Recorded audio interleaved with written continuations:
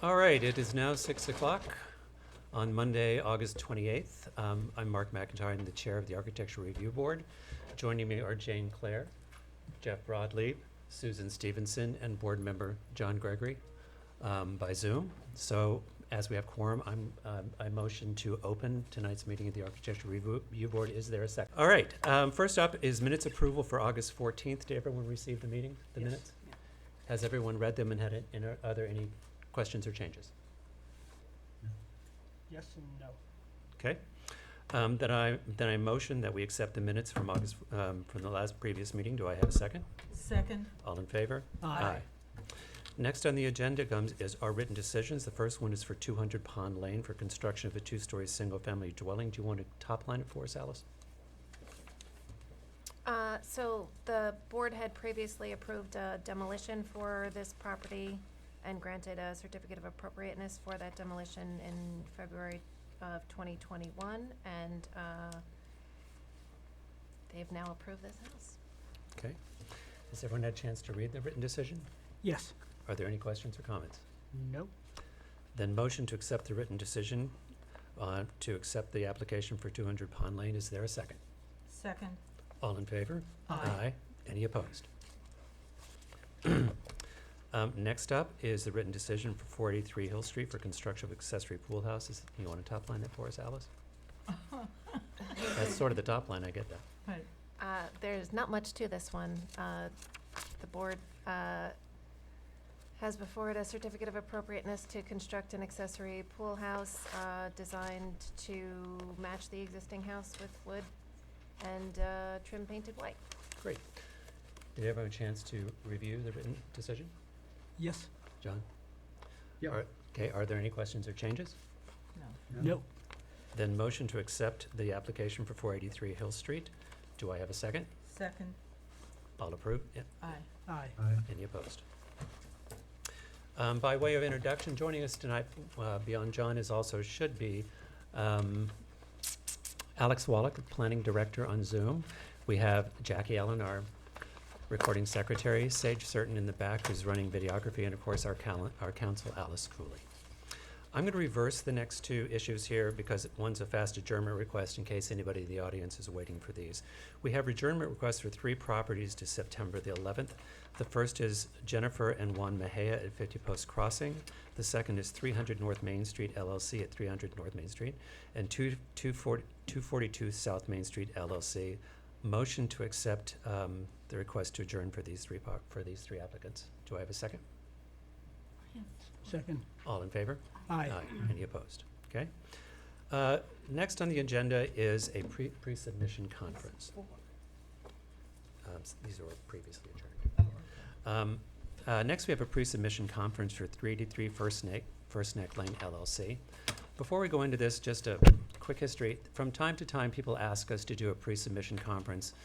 This is not an official application. It's if people have significant properties or properties they would like to present ideas or get initial feedback from the board, they come before the board as a conference. So this is what we'll be looking at tonight, and this is for 383 First Neck Lane.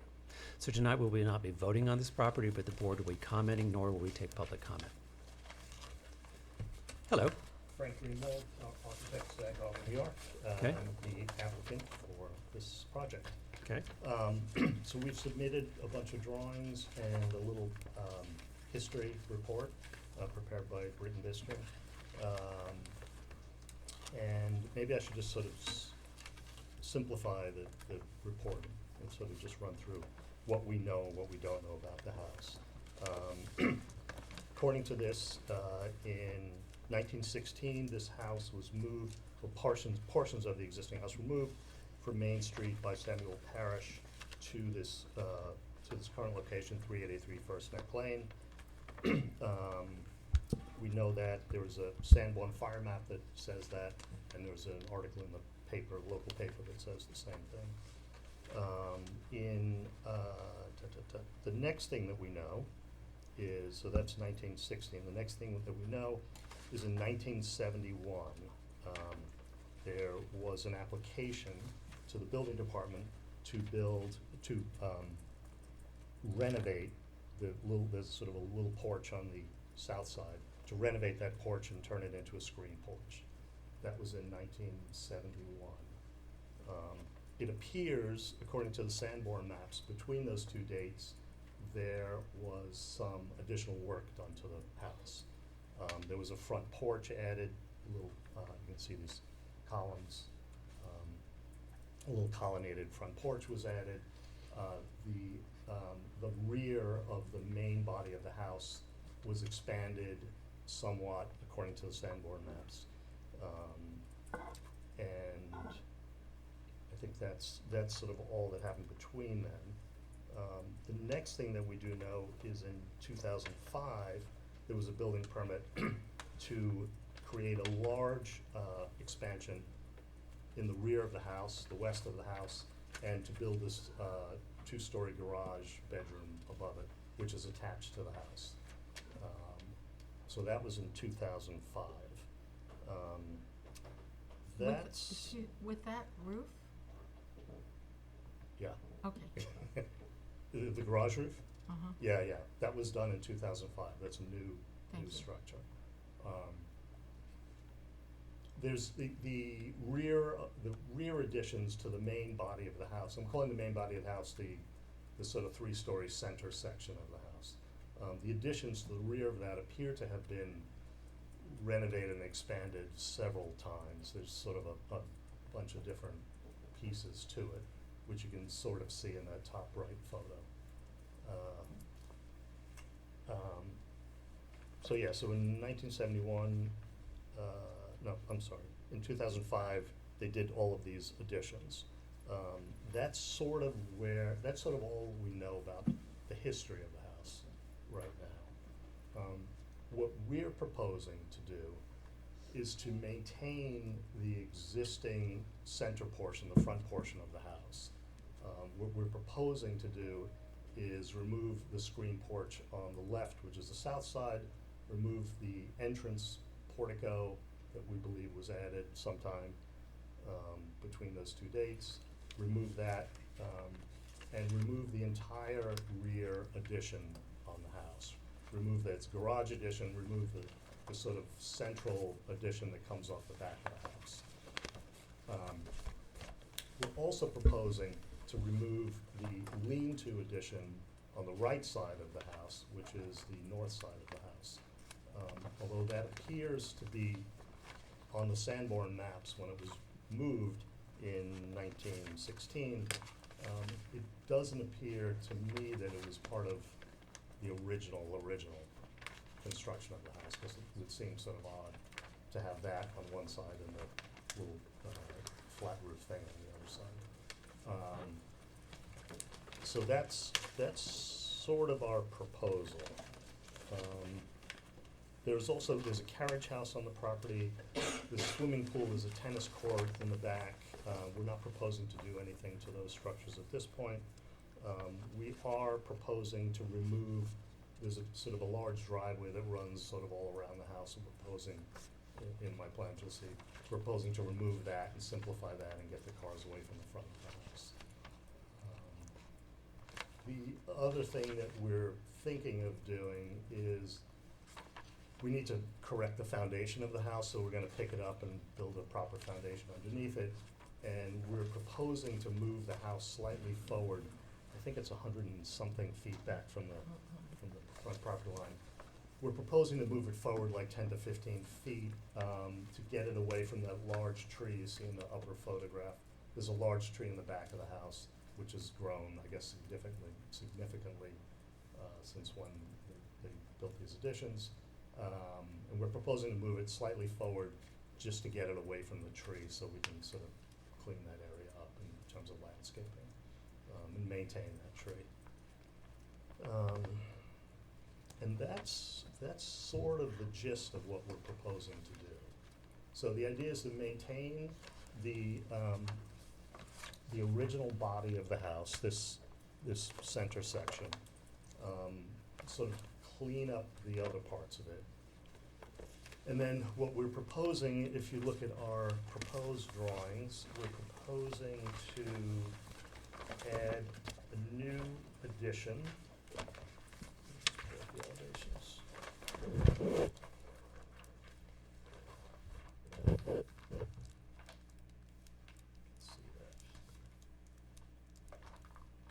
so here's the existing main section of the house. We're proposing a new addition on the north and south sides, which we think is sort of keeping in the feeling of what the house could have been. We would do those in different exterior materials than the main body of the house. It would all be painted white, but they would be engaged columns and maybe vertical siding of some sort. And then the rear addition, which stretches sort of from the main body of the house back, which is lower than the main body of the house, would also be painted white, but would be in maybe a tighter shingle exposure. The original house is sort of a large exposure on the cedar shingles. And again, just to sort of tell the story that it's an addition to the original structure. And that's sort of where we are. So thank you for doing this. This is really great. Saves me a lot of time, saves my clients a lot of money. So, any thoughts? I'm sure. If you could, and this would mean you taking apart your pages, such that you can show us existing and proposed top over bottom Sure. for each of the elevations. Does that make sense? Yeah. Okay. Not the demolition part, just Mm-hmm. what it is now and what you're proposing.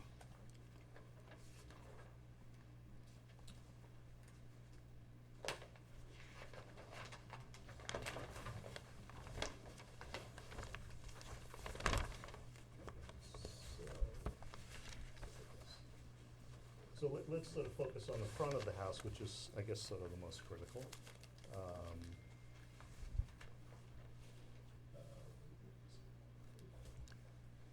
So Frank, could you move the mic a little closer? Yeah. They can't hear you on Zoom. sorry. So the top elevation is the existing elevation of the house. You see the main body in the front. We see the porch that we believe was added. We see the screen porch that we believe was added. And we see that existing lean-to on the north side. By the way, the scale is exactly the same? Yeah, same scale, yeah.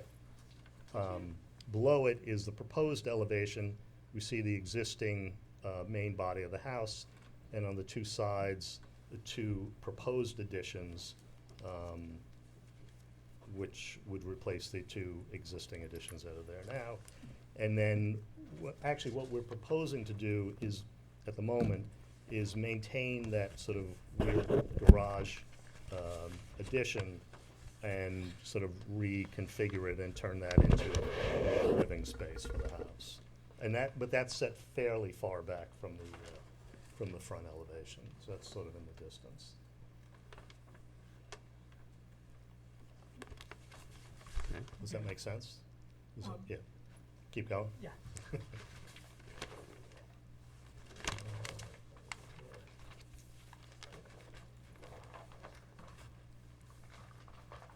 The north elevation of the house.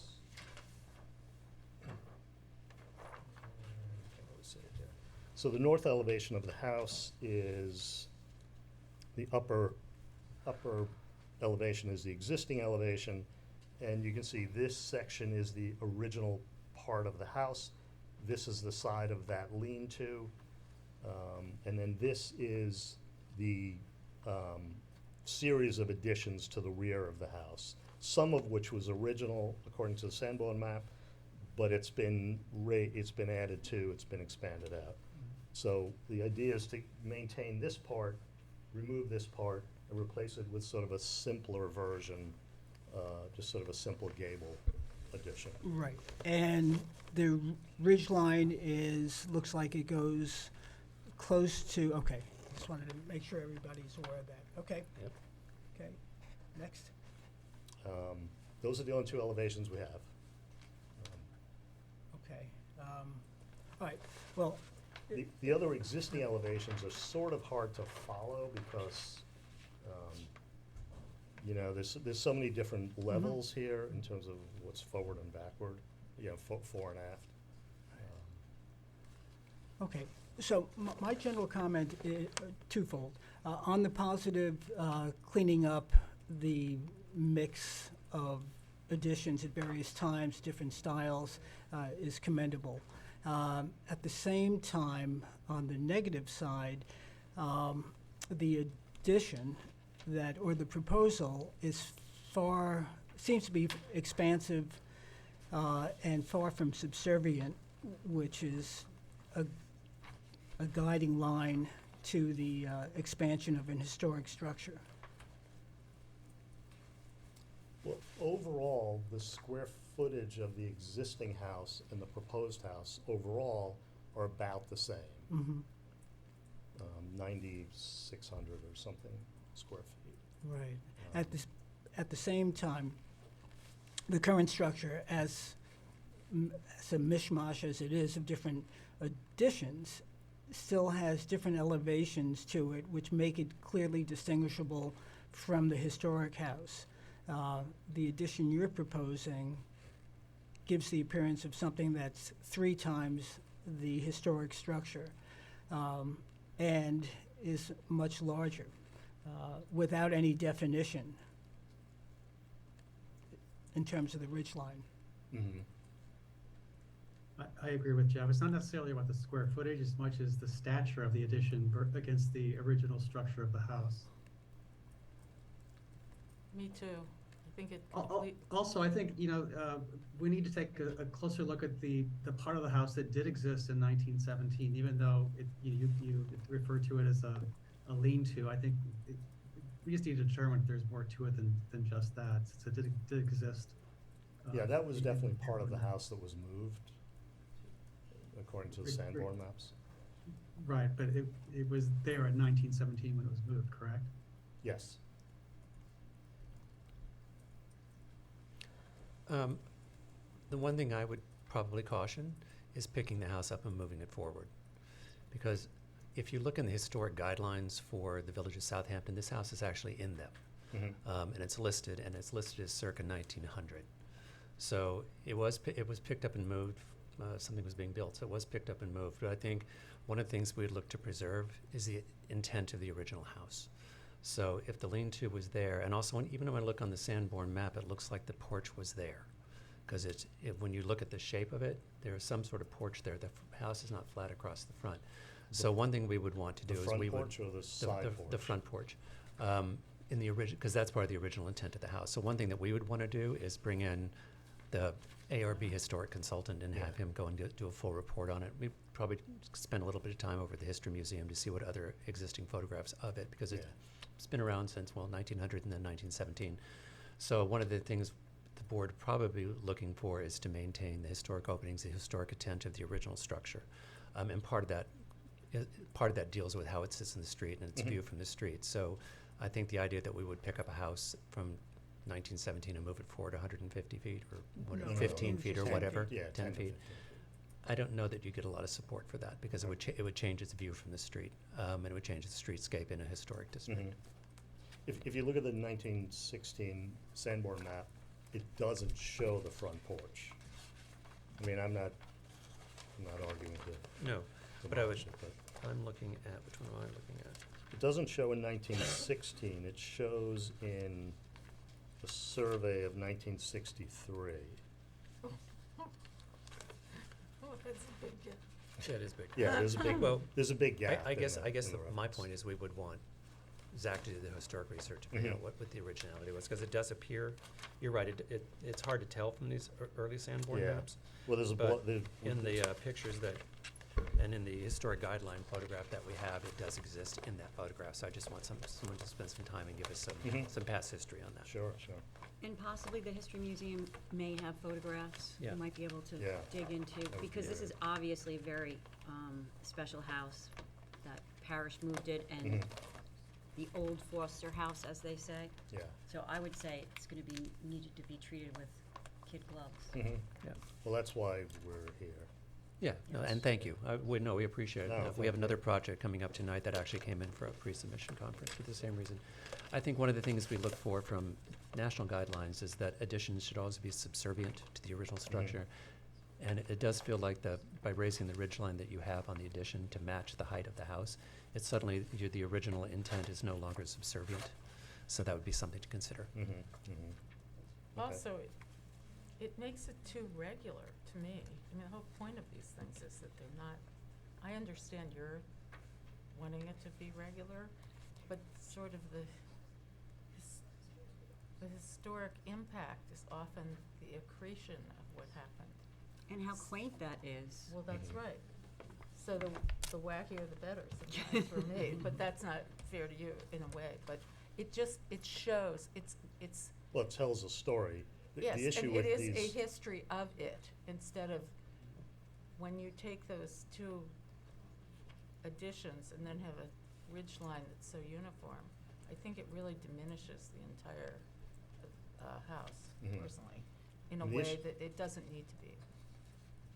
So, sorry. No, no. Yeah. But it really, it's so changed.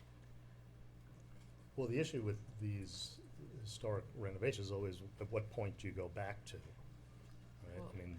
I think, I don't no, think I, you have no, to I, go In to the very 2005 first moment no. and then just say, oh, well, then the rest of it isn't historic. Right. I don't But think what point that's do you true. go Yeah. to? I don't know, I think that's a judgment call 1963. for you But and I will us. say, if you look at the existing versus the proposed, the existing, it's more obvious of what was the original structure and where the Mhm. additions have been led, because they're subservient to the original federal structure that's in the front.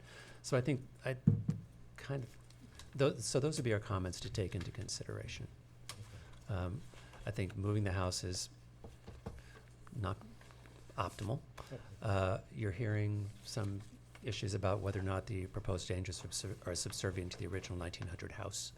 And there's some question about the porch and the lean-to, because if the lean-to is original to the house, then removing it would be something that we probably wouldn't support, because it's Mhm. historic structure. Mhm. When you come back to do the application, the actual application, we will have our historian also do a report for the board, so we'll have more information for you and for us at that time. Is it possible to coordinate with him beforehand? Sort Um, of come with a I think it is. joint? Let me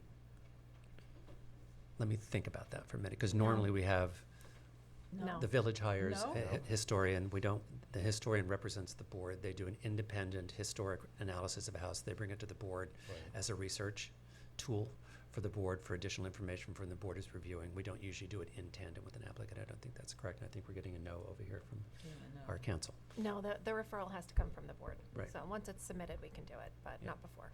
Okay. So just a question, because it puts Frank in a situation in which we as the board have expressed some concerns.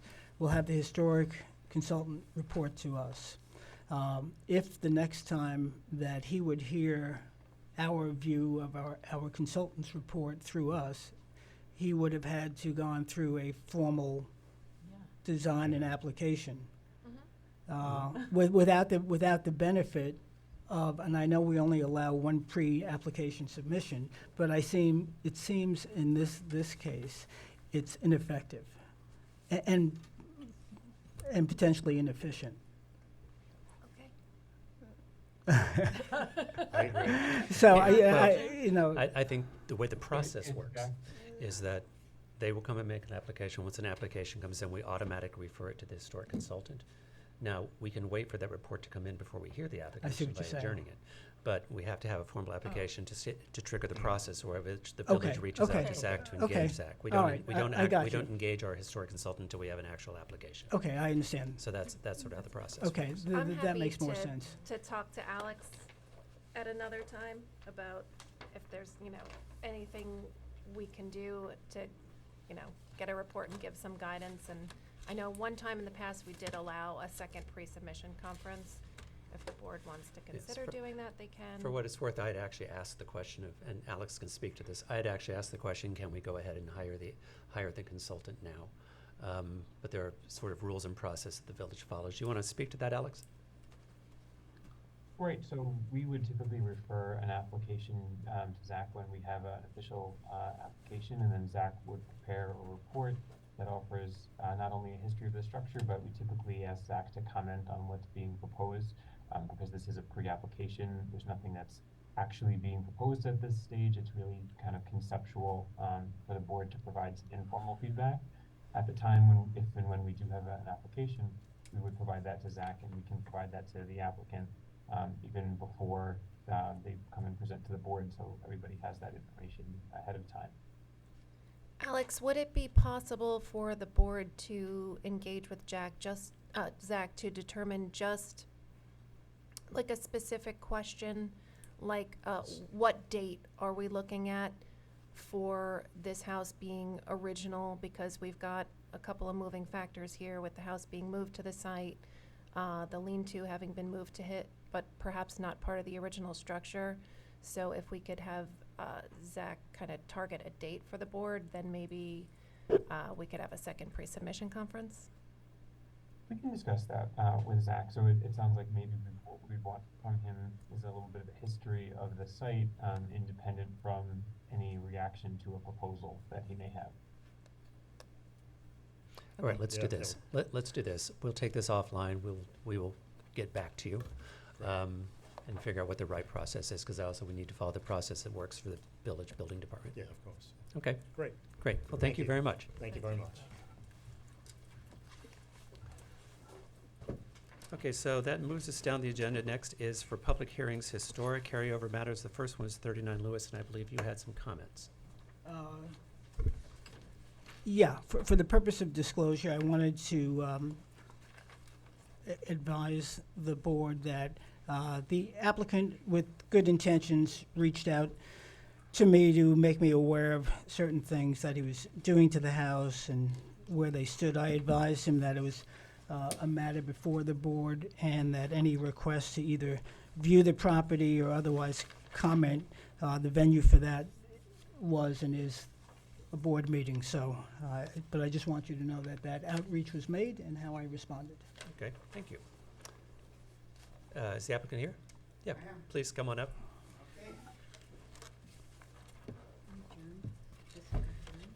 Yeah. I'm gonna give a handout. It has to be stamped into the file. We Yeah, have Jackie submitted- can do that. We've also submitted it online. Okay. I'm not saying okay. Yeah, why It's not? just- Okay. It's we- fine. We can read it on the TV, or we can do this. This will be a little easier. Just Well, make sure was you the- give a was copy the- to Jackie. But wait a please. minute. Was this submitted on Yes. Tuesday? No, it was Don't submitted see it. earlier today. That's the Well- public. Then The we- public can't see it, can they? No, Well- they could see it because the camera's gonna be on my Yes. desk. No, That no, doesn't I'm give them sorry. time to No. respond. This has to go through the board. We and I can't- don't wanna do it. Okay, so, You can't bring us new materials tonight. One of the things we do as the board is we get materials, there is a deadline, and we review them. We do a lot of homework. So we're familiar with what we're looking at, familiar with what we're talking about Okay, well, I before can the just talk meeting, through it. so. But, okay, Can't talk Okay. about this. I, go ahead, give go me ahead the and talk, opportunity we'll to or figure, not? we'll figure out if it's appropriate, but Have him Okay. introduce himself. What's the- do me a favor and go ahead and introduce yourself. Okay, I'm Jim Hausman. I'm the owner of 39 Lewis Street, located in the village. My project has been ongoing for about 2 years. I received approval from the ARB probably back in March of '22. Yeah, about March of '22. I remember. And we put 3 things on the table in a new submission. One is something that the board spoke to my architect about, which was essentially relocating the pool and the pool house essentially to the driveway side of the property. And there was a lot of resistance, and I listened to the video, and I think you'll all be pleased to know that I'm okay with not doing that. The second thing that's on the table is a small bump out of a garage that's at the back of the property. It looks like a barn, but I actually have a survey from 1972 that says it used to be a garage. The barn was built in 1900 when the house was built, and we'll talk more about that in a second. The third thing is that I'm probably 70% away through the project, and something is a little bit of awry, which is the windows in the house. We have replaced, if anybody's walked through Lewis Street, we have replaced pretty much the entire first floor. Why? Because there's a porch that used to be on the front of the house, that in 1900 was a beautiful open porch, and then somewhere in the 1920s they closed the porch, and the house was made into a 3-family house. And so by virtue of prior ARB discussions, we decided that we would use the 1920 look of the house, roughly 1920, which is to keep the closed porch, but go back to the single-family use of when the house was built in 1900. And I think that was a very good compromise, and I'm grateful to the board for allowing that to happen. And so we've been proceeding. At the time of approval, you did use the historical consultant who wrote a nice couple-page report. And what I think I just didn't anticipate is the entire almost second floor of the house, because the first floor is predominantly this porch, which did not have weatherproofed windows, right? It was just, windows. If I remember correctly, they swung up and hooked to the top of the Yeah, to the they porch. swung up. Yeah, And we had long discussions about those. yes, we windows. did. And I think the windows that we put in, the Marvin windows, I hope everybody has gone by, and that's why I suggested to Jeff a property inspection. I think they look great. And I hope everybody's gone by, everyone in this room has gone by. The house seems to get a lot of attention. Pretty much every time I'm there, someone seems to be walking on the property, but that's okay with me. So the difficulty is that on the second floor of the house, pretty much we had to keep at least 14 windows have been kept. And now the house looks a little peculiar from the outside in that we have a first floor predominantly, of Marvin windows, true to the existing style of the house that everybody wanted.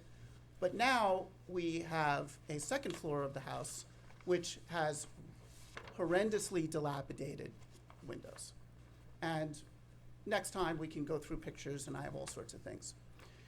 And they have these old pulleys that are all rusted out and rope, and pretty much they're lying all over the floor of the house, and none of the windows are operable.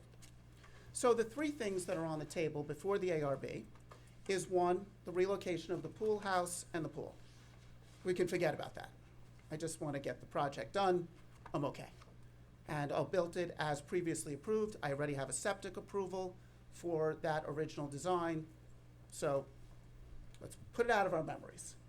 The second one is the bump out of the garage, which I'd like to talk about for 1 minute. And I'd like to talk just then end with the windows. And I'll only take a couple of minutes. I took a real look at the garage, which is in the back of the property, and it's just an old shingled building.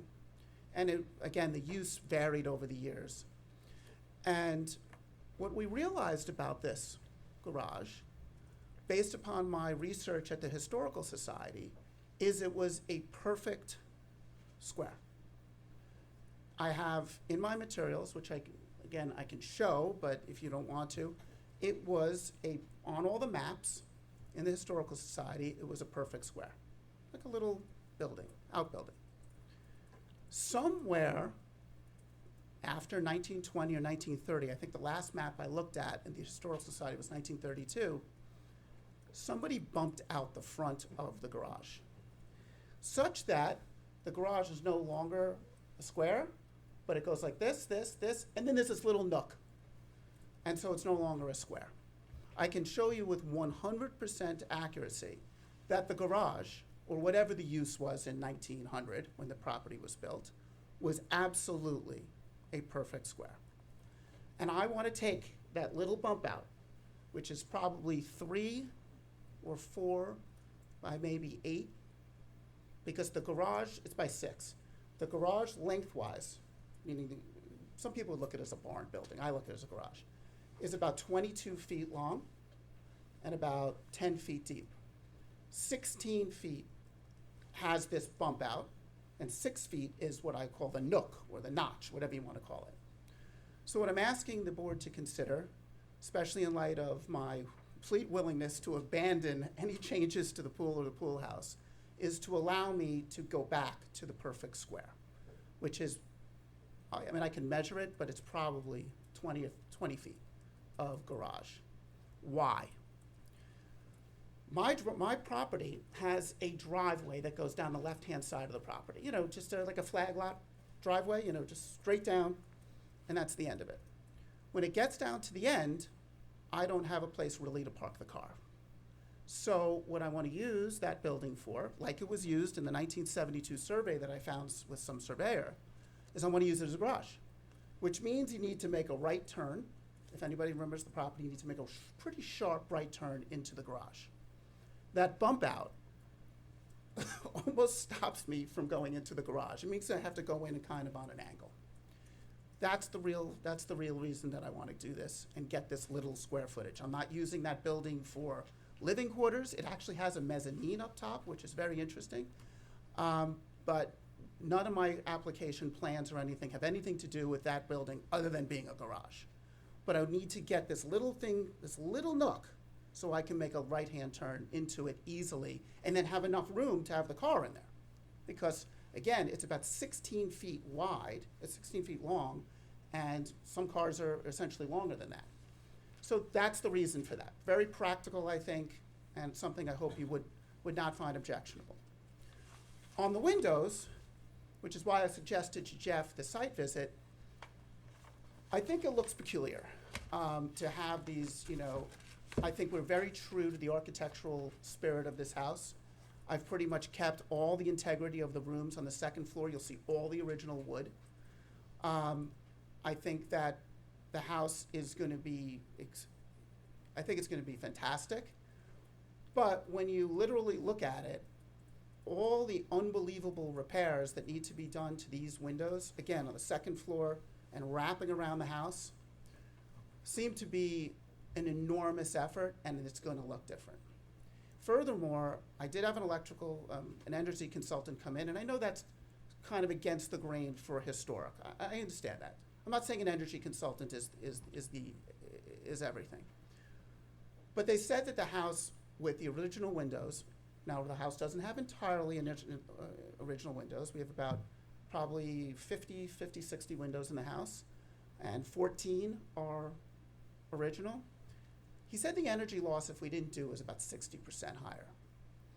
And this is where we're living, right? The second floor, there's 5 bedrooms up there and 4 baths. And strangely enough, as I may have mentioned to Jeff, the house is peculiar in that of the 4 bathrooms upstairs, the showers are located right in front of every one of the windows. I don't know why, but it's very peculiar. So you're going to be in the shower, so I have to put in window treatments or frost the glass or something. And then the windows are ridiculously old, originals with the pulleys and all. Okay. So that's why I'm asking for you to consider that. What I'm going to suggest is this, because we have to adjourn this, because like one of my board members none of us had a chance to review materials, fair which enough. we need to do. One of my board members is on Zoom and clearly can't review your materials. What I'm going to suggest is I'm going to ask Alex to arrange a site visit and let us Great. come take. We spent a lot. This is an important house because it's one of the older houses in the village, and I do drive by every single day, single day at 8 o'clock in the morning because I take my dog to the beach every single morning at 8 o'clock. You're and, welcome. You know, the job they're doing is really lovely. We spent a lot of time looking at the historic aspect of this house and the ratios and the streetscape of it because of where it is. So what I'm going to suggest is Alex will work with the building department. We'll schedule a Fantastic. site visit. We'll come down and take a look at it. Then we will take a look at your materials, and then we can go from there. That's a great result. I If I appreciate could it. That will put the just- board as an advantage. If I could just state, I live in a house built in 1927 and have about 12 of those original windows on my first floor. They all have the ropes and pulleys, and you know what? Every now and then you have to restore things to keep them in working order. So that's just the launch pad of my point of view on that issue. I understand, and when we came before this board, Yeah. I understood those priorities, but now that the house is, say, 70% done, I think you're gonna walk in and understand, well, what I'm dealing with. Well, why don't we do this? Why don't we adjourn for tonight? And Perfect. then we will establish a site visit. The board members will have time to review your materials for the next meeting. That's great. And if there's anything else that you need to add to the file before the next meeting, the deadline has Everything is moved to submitted. Tuesday, and It's- everyone should know this. The deadlines have moved to the Tuesday prior to the meeting. They used to be Thursday, now it's Tuesday noon of the Tuesday prior to the Yeah, meeting. But Right. It's Can already I in, just so ask it'll be in for next one meeting. clarification? On the garage, Mm. is your plan, and Anthony had mentioned this, your architect, the Yes. last time, is the plan, I'm confused, to demolish the bump out and go back to the original square? No, Or just is it to bring the wall out, to so, expand it. to to expand it? expand it. Okay. Yeah, by about 20 feet, 18 feet, whatever it is. Okay, we can discuss. You'll see it on the submission. Right, we can of what I'm discuss. talking Yeah, about. we'll We're take- gonna we'll take a adjourn look it so at we it, can take that up the next time. Perfect. Can you make sure that you submit an extra hard copy for John Gregory? Yes, I'll do that now. Yeah, and, Okay. and a Yeah, cop, I don't have one three. either, so- Wow, okay. they Yeah, already had let's- shut me down let's by the make time I sure- got to you. All right, just make sure everyone has it. There's a file copy and a copy for John. Okay, I'm gonna do it now. So Thank you. thank you. And thank you for the explanation, I appreciate it. And they are doing a lovely job on the house, it's going Thank on, you. so it's Thank nice. you. My bad. So, motion to adjourn 39 Lewis. Do I have a second? Second. To the next meeting, which is September the 11th. Do I have a second? Second. All in favor? No, I made the. Aye. I Aye. can't do it. All right, thank you. Next on the agenda comes up to new matters, and it's 840 Meadow Lane LLC at 840 Meadow. Before we start this, I'd like to just bring people up to speed to where we are. This is a very important house. It has a long history in the village. There have been actually 3 previous sessions around this house. There was an informal site visit that was done by myself and one other board member, and then there was a pre-submission conference that I believe was in January, answering just a few more thoughts about what the board would look like to the applicant. This applicant then came in front of this board, similar to what we saw today, with the pre-submission conference, I believe May, June. So there has been a lot of history that's come before us. Tonight is the actual submissions. Tonight is the first time that the board is seeing a votable property. When we see it as a pre-submission, like you saw, we give comment to consideration. Tonight it is now an official application.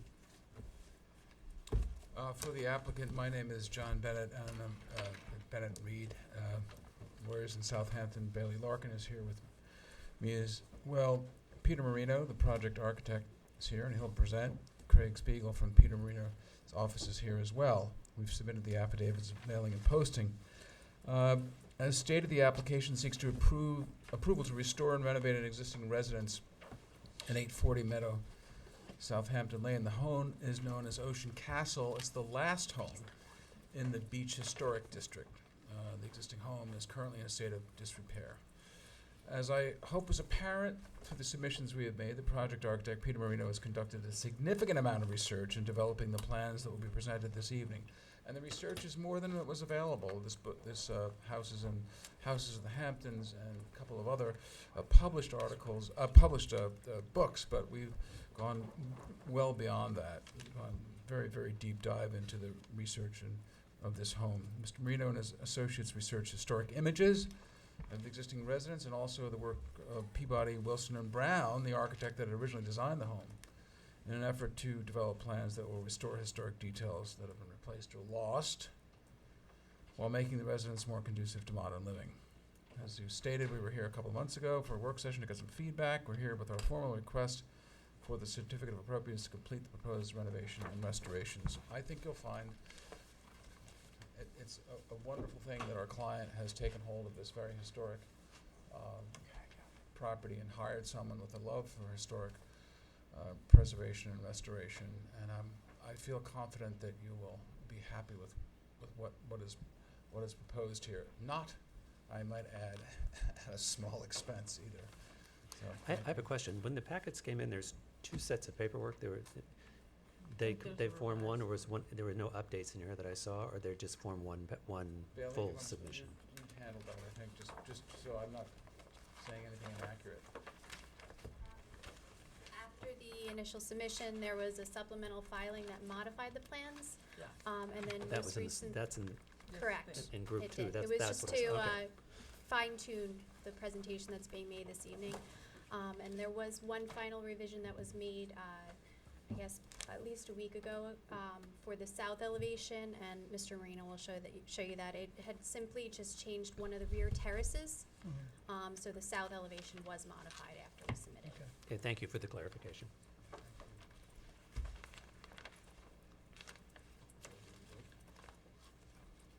Hello. I'm going to ask 2 things. If you could move the mic a little closer to you, my friend, and introduce yourself. Well, I'm Peter Marino, village resident, and it's a little low. Okay. It's a little low, but okay, we'll go. So we've been working on this project just about a year now, and it's quite large. It's about 19,000 feet. The research showed the original plans of Peabody Wilson. It was completed just around 1928-29. The house had a kind of unfortunate history in that when the hurricanes hit in the 1930s, the entire south side of the house was blown away, literally. And they made patches and changes in the 30s. And then in the 1960s, it had another atrocious redo of the south facade, which included the removal of existing windows and all glass and aluminum sliding doors in order that you would have that wonderful view of the ocean. So we're trying to go back to the extent possible to have the original intention of Peabody Wilson on this house. It's interesting, he had done a house for the same fellow, Mr. Ladd, who owned the house, earlier in Cedarhurst in about 1921. And I think it's interesting. Obviously, the client loved English cottage-style architecture. And the reason I bring this up is because there's a lot here in the roofs, which we are not only trying to preserve, but I'll show you actually extend to their original extent.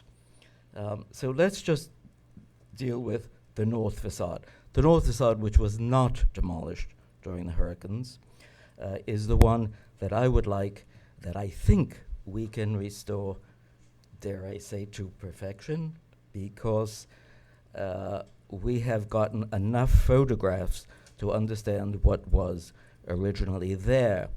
And this submission is closer by far to the original one. I had presented it last time in early June, as you said. And as we keep looking at photos and photos and photos, I realized that the actual eave of the roof had been cut back 3 feet and was floating above the window. So if you see the existing, even the north had been really abominably treated. And we are, with great efforts, going to extend the roof again 3 feet, which makes it an eyebrow over the windows and the obvious Queen Anne style boarding. Also, what was not there in our June submission was this one little window who was there. They had restored when they cut the roof back and it wasn't there. So we've made really efforts at getting this house to look the way it is, including removal of a very large and ugly window over the front door.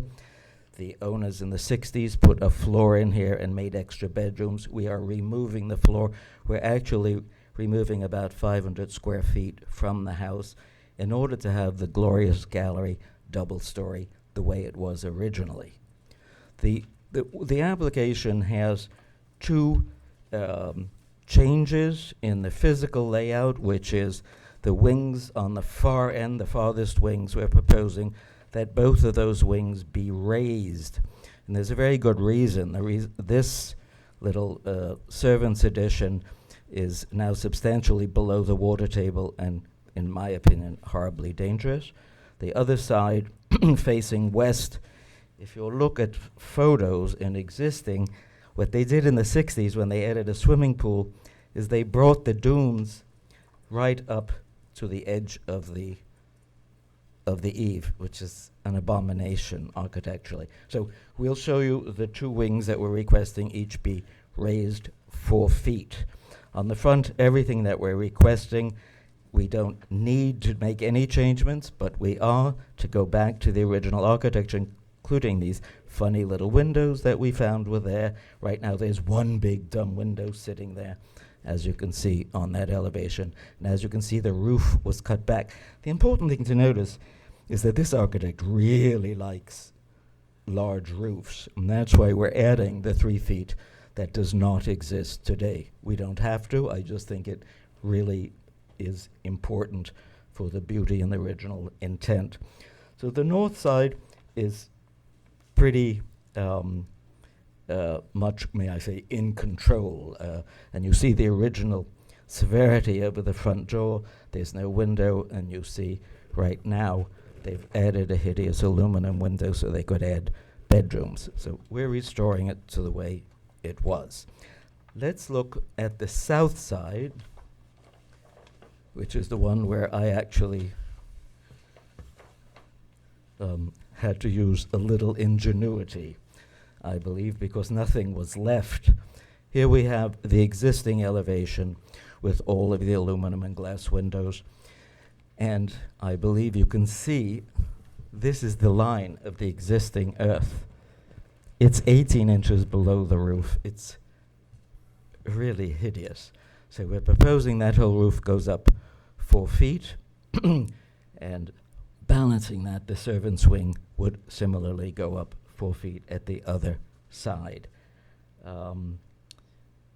As I said, we're restoring the gallery to the original double volume. And the important thing to see, because it's quite fascinating, the south side had 2 very interesting wings that removed the flatness that exists today. Today it's an overly long, flat, sort of modern elevation. And the original architect put 2 rooms, one of which they called Mrs. Ladd's library, do you have the photo of that? And one of which they called Mr. Ladd's bedroom. And these were really architectural mannerist statements, but they added great charm because they removed the flatness, which in today's building looks sort of cheap and motelish. So in a gesture to getting the effort of these 2, we have proposed going back to this structure, which is the windows and the roof. And right next to it, we're not going out because we don't want to add square footage. Right next to it, we are just taking the existing wood decking and proposing that we replace it with a stone one. The existing wood one is dangerous and super hideous looking. So on the south, we're proposing these balconies be installed in stone to match the ones that exist on the front facade identically. And interestingly enough, for the balconies, we found the house that currently belongs to, it's called the Fink House, and we see that Peabody Wilson seemed to like a certain very modest and elegant railing with stones that come up in between for each room, and we have tried to accurately portray that exact dimensioning system. That's the Schrager house. Yep. Yep, it was originally designed as the Fink House, so that's what it's referred to in the architectural books. I think that's the extent of what you need to know, what I'm trying to accomplish. I don't think it's the balconies, it's the roof lines and the windows we're showing. We're proposing, as right now there are over 12 different window types. We're proposing that they all be replaced by windows in black bronze to imitate the original steel windows, which aren't there anymore. And this would have double pane glass. They would be manufactured in France to the highest standards possible. This house was, only I know it from personal history, in the 70s, most of the windows were replaced with those very practical, but certainly not appropriate for such a significant house, aluminum storm windows. Combinations that we sell. So they're all throughout the house. Peter, but do me a favor, can you speak to the timbering? The timbering was there in the original, and now it's covered with stucco, which we think they did to save painting money. We have chipotage, and there's we see all of the timbering that's there. We're actually going to restore it and have it painted to the original cerused color, which we believe was a sandblasted kind of whitish beige. We've had Mr. Snodgrass do color studies, and so we have the color of the shutters and the stucco and the wood timbering. And we are restoring it on the south and the north, where today it doesn't exist, because we have photos and we know how to do it. Peter, I think for Susan's benefit, and Susan wasn't on the board at the time, so she may have more extensive questions than we do or I do. But can you share with us and the public what you're doing on the solarium? I guess it's the solarium where those partially opened windows, it's on The loggia? loggia, thank you. I love when you It- speak it- French. it's or the loggia. Italian. Yeah.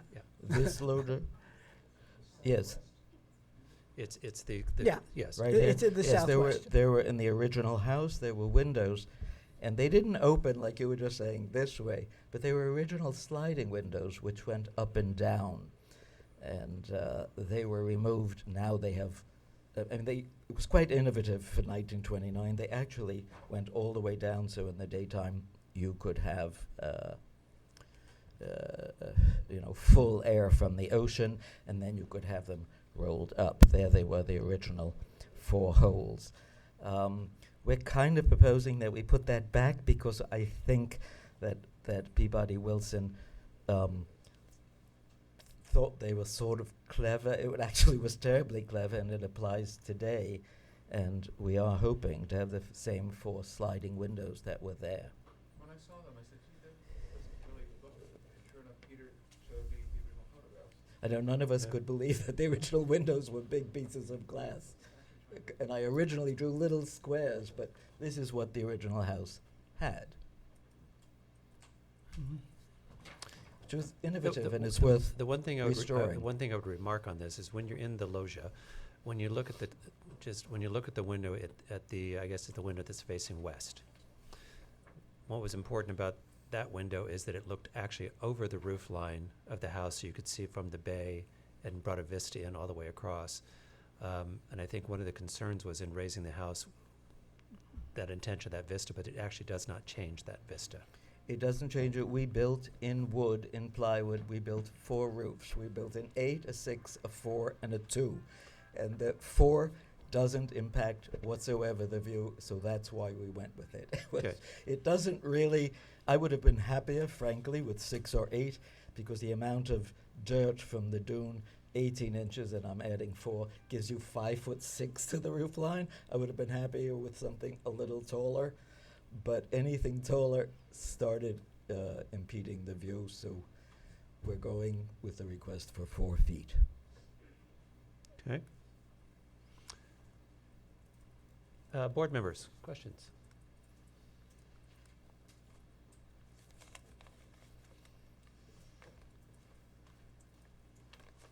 Don't. I have no questions because I have no objections. I think Okay.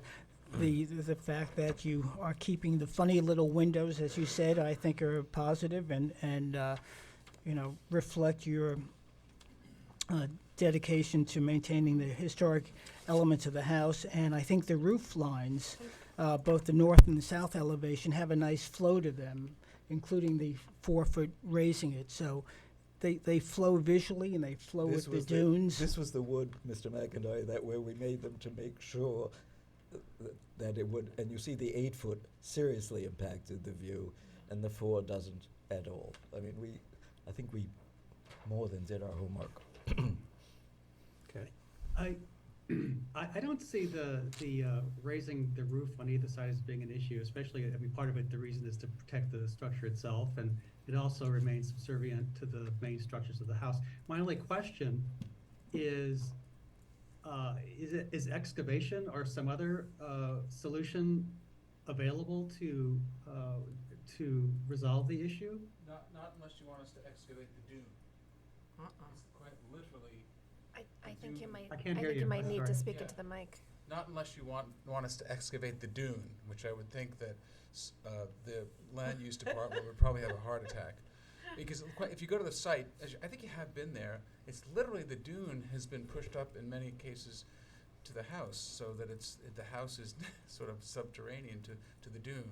So it would require a massive excavation, and and there's also, the floor level is just not at an acceptable level in relation to the flood elevation as well as the groundwater.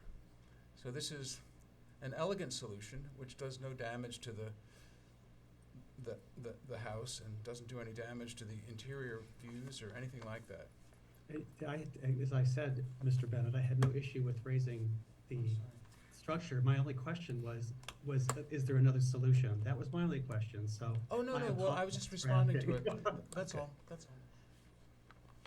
one of the things, just for the public, one of the things we looked at, one thing that's important about this house, in the original presentation of this house, from the ocean side, it was a one-story house, the way the dune came up to the house when it was originally built. And then it was built to sort of tumble down toward Meadow Lane. So one of the things, when we were all doing the walkthrough and we did the pre-submission, what we looked at is, are we still maintaining the original intent to have it step down, heading toward Meadow? And it feels like this decision not to go the 8 feet, but to be where you are, still maintains that original intent to give us this step down effect of the house that heads toward Meadow in a way that, let's face it, the water table may have changed between now and 1926. But we haven't lost that intent of this house. So from my perspective, I think that's important. All right. Are there any questions from the public, please? Could I just ask, how many people on this board have made a site visit? I did. Thank you. Okay. All right. As there are no questions from the public, I motion to accept the application for 840 Meadow Lane. Did we get all the comments from the board yet? Uh, I could use a little more. I had no objections. I just would say accolades for retaining the integrity of the house and going the extra mile to do the research and all. So I have no objections either. It just seems like an ideal situation. John, no other comments? No, no comments. Susan? Susan? No comments. Okay. Motion to accept the application for 840 Meadow Lane. Written decision.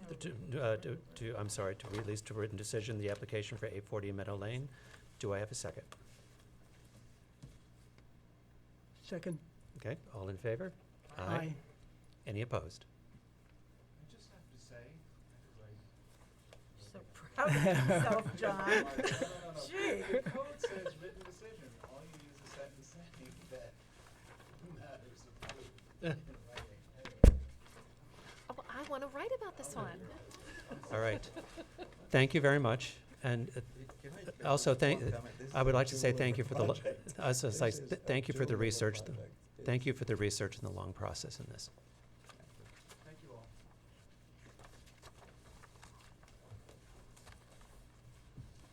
It's gonna take a minute. I'm gonna get this stuff. All right. Probably lost my agenda. I have one. Okay, so next up is public hearings non-historic, the first being Michael, I don't know if it's Daddy or Dideo, at 10 North Woolley Street for construction of a 2 single-family dwelling.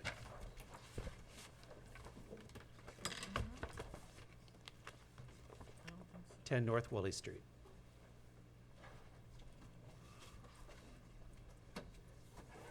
Are they on Zoom? Oh. This was the light fixtures and stuff.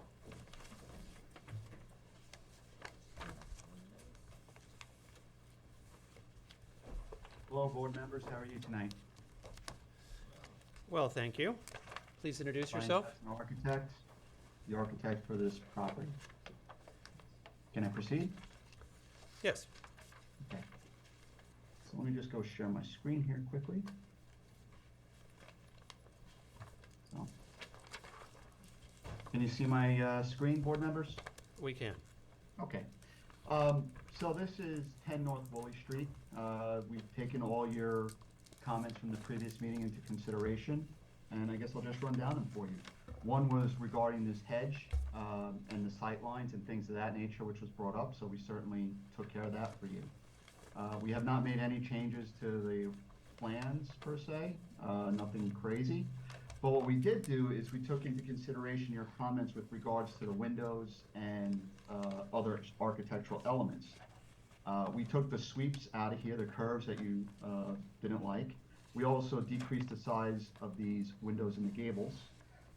And then we also took out the side lights here on these 2 diamond cuts as well, leaving this as more of like an accent, to the entrance. We also decreased the size of this balcony per your request. We decreased the amount of glass back here. and we decreased the size of these windows as well. We followed through with the garage in terms of the roof lines. And then we also provided a spec for the light that you guys were questioning on the garage over here. So I always like to keep it short and sweet with you guys, so may I have your feedback, please? So is this light dark skies? I don't see that on the tear sheet.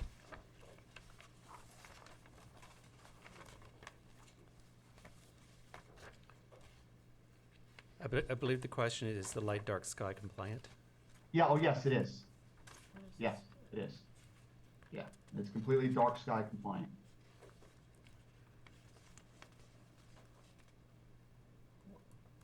Who says? It's not on the tear sheet, sorry. I'll get you the I thought I had sent that in It with says you. it's dimmable, which, you know, we have some issues with that around here. Because then they turn it up the minute we turn our backs at certain places. Right, I could get that information. It just doesn't for you. say that, so, you know, I don't know what to say. I thought that we were supposed to check that. Okay, I will get you that spec, not a problem.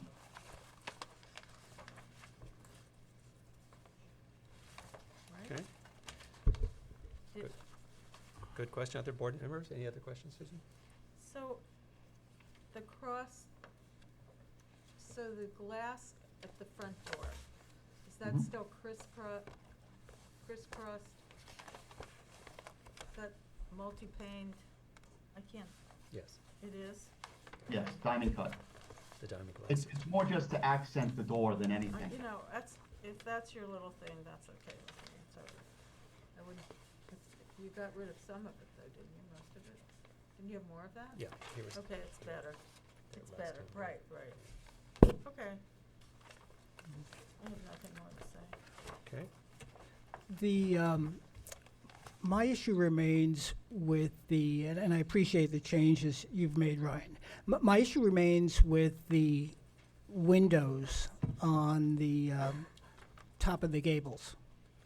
Right. While you reduced it, my guess is about 20% from what it was originally. I think it takes away from what otherwise is a clean line if they were not there at all. And to the extent that, I don't know, maybe they provide some light to attic space, I don't know, but visually, and especially in that neighborhood where the houses are not large, I think it takes away from your design visually and makes it look a little bit more like a three-story house. But anyway, I don't know if other board members feel the same way or not. I agree with Jeff. I think it gives the appearance of a three-story home, and I don't think the windows are necessary really on the facade of the house. I also have issue with the balcony still. I think it's inappropriate for this location and the size of the lot, and I'll be consistent in saying so. I agree with that. If they could keep that location, there's across the street, both streets, corner lot, and fairly tight. And I don't see what is it for? So, It's just a feature and also to provide some coverings, you know, when you want to eat out here, just to get some type of shade from the sun. oh, it could be a I covering. don't go with that. It could be a covering without being a Yeah. balcony for the second floor I'm though, not buying correct? that. I mean, we would be over the gross floor area. That's another issue, you know, so we try to Wow. do as much as we can. So we've used the balconies. It's twofold. I mean, the reality is most people don't use these balconies. They're up there and they're just kind of for show. The other half of it is that you always want someplace to kind of hang out, you know, when the sun is blaring on, you just want to get some shade and you don't feel like putting up an umbrella or something like that. Well, That's the So, thinking so right behind now it. you have an elevated right now you have an elevated structure that someone can walk onto from the second floor, and it's also providing shade downstairs. Yes, sir. So you could still have that elevated structure, close off the door upstairs and have it be shade downstairs without increasing, because it's not structure, it's still basically, it's the same structure, it just doesn't have roof access. So in other words, you would prefer to see a roof here in lieu of this. Yeah, we, Right. what Break we those prefer doors, is, windows. I think what you're hearing is we prefer that those be windows in that bedroom and that not be an accessible balcony on the second floor because of its location. But if it were just a roof of the structure below it that provides shade for downstairs, that would be a different issue. So there's no circumstance that you guys would consider this balcony being a part of this approval. Am I hearing you correctly? Yeah. Yes, and Yeah. I'll add that there's precedent to that from decisions that were made previously on, is it Pelletreau? What's the street that it turns onto? Palitro.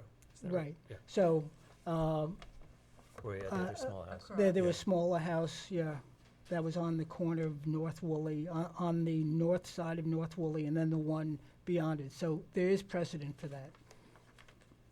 Okay. Jane? I would agree that the balcony is not necessary, especially for this neighborhood. I've spent a lot of time in this area. My mother owns a home on 45 Woolley, and they are very modest homes.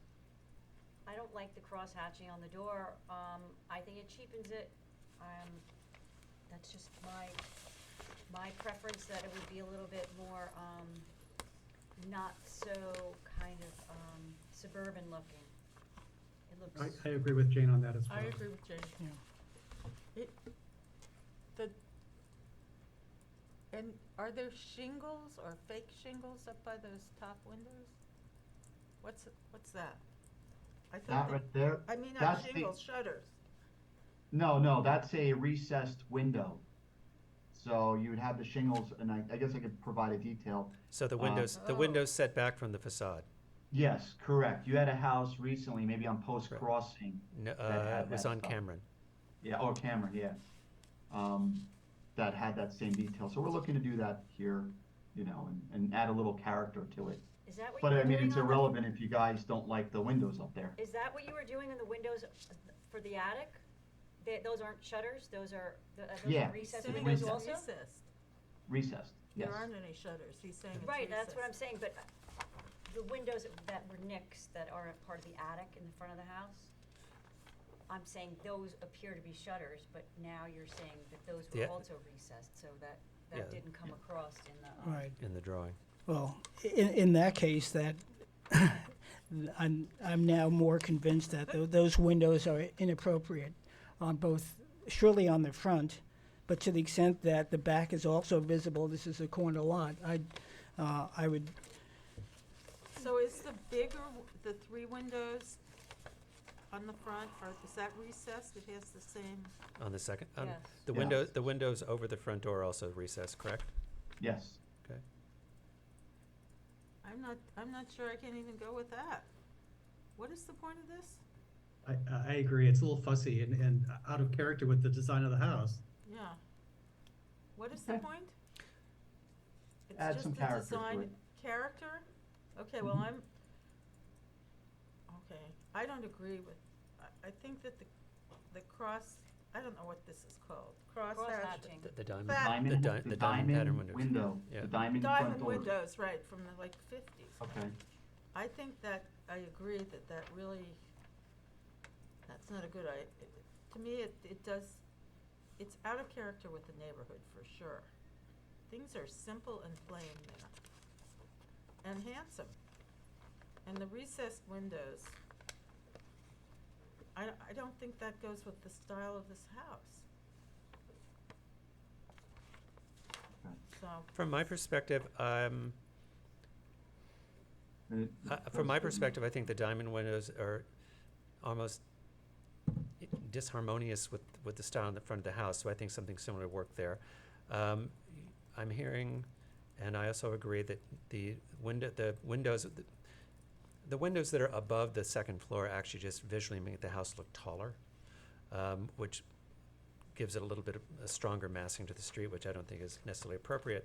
And I think if you shut off the access to that as a balcony and make it a roof over a porch to the main level, then, and the same question about those recessed windows on the back of the house. Those seems to be the issues that would keep you from getting the votes that you need. That's a lot. Okay. Okay. We'll revise it accordingly and get it back to you. Okay? Okay, thank you. Do I have any comments from the public? And a reminder about that light being, Oh, yeah. Yes. Thank you. Yep, we'll take care of that for you. Okay. So I hear you asking for an adjournment. I'd love to come back. Good. Did we ask Um, for public comment on this one? I did. Yes. Okay. Just to remind that the deadline's been moved back, so the deadline is the noon Tuesday prior to the next meeting, which is September the 11th. Okay? Yep, you got it. Okay. So I move, where am I? So I move we accept the applicant's request for an adjournment. Do I have a second? To September 11th, do I have a second? Second. All in favor? At 10 North Woolley Street, do I have a second? Second. All in favor? Aye. Aye. Thank you. Okay, I'm gonna hang out for a minute, but I got the next one too. Okay. So next up is 69 Halsey Street LLC for construction of a single-family dwelling.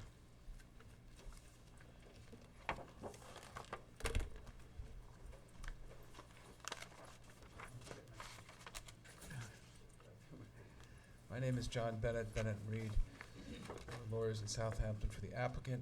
Ryan Kessner is the project architect with us this evening, as is the principal of the applicant. In response to comments received at the July 24th, 2023 public hearing, revised architectural plans were filed with the board about 8 or 9 days ago. We also included, and I think that everything that was requested by in the both go-arounds, all the changes to the elevations were made, but you'll let us know if they're satisfactory. We also included in the resubmission an aerial image with the proposed residence overlaid on the map to give the board a sense of location of the proposed residence in relation to the surrounding properties. Now, the house is proposed at a greater front yard setback than required. It's approximately 54 feet from the right-of-way, where 40 is required. So I'm listening to the videos of the meetings. I'm reading some of the submissions by the neighbors, and I don't think any of them really touch on this board's jurisdiction. But what I do want to say, though, is we find ourselves in a bit of a catch-22 between trying to be good neighbors and pleasing what seem to be different concerns. So remember, the 40-foot front yard setback is what is required. We're at 54 feet, but it does appear that, and before I get there, I do want to remind the board that the Supreme Court has said that this board has no site plan authority, and that's the Ferrara case. But having said that, if we put that voluntarily before the board, well, then that's a different issue. So even though we essentially get to put the house where we want it in terms of whether or not it conforms to the front yard setback, we're trying to we're caught in a position where I think maybe some of the members of the public want it further away from the front yard setback, where we put it at 54. But the neighbor to, I guess that's the east, is concerned about too much of the house moving back towards them.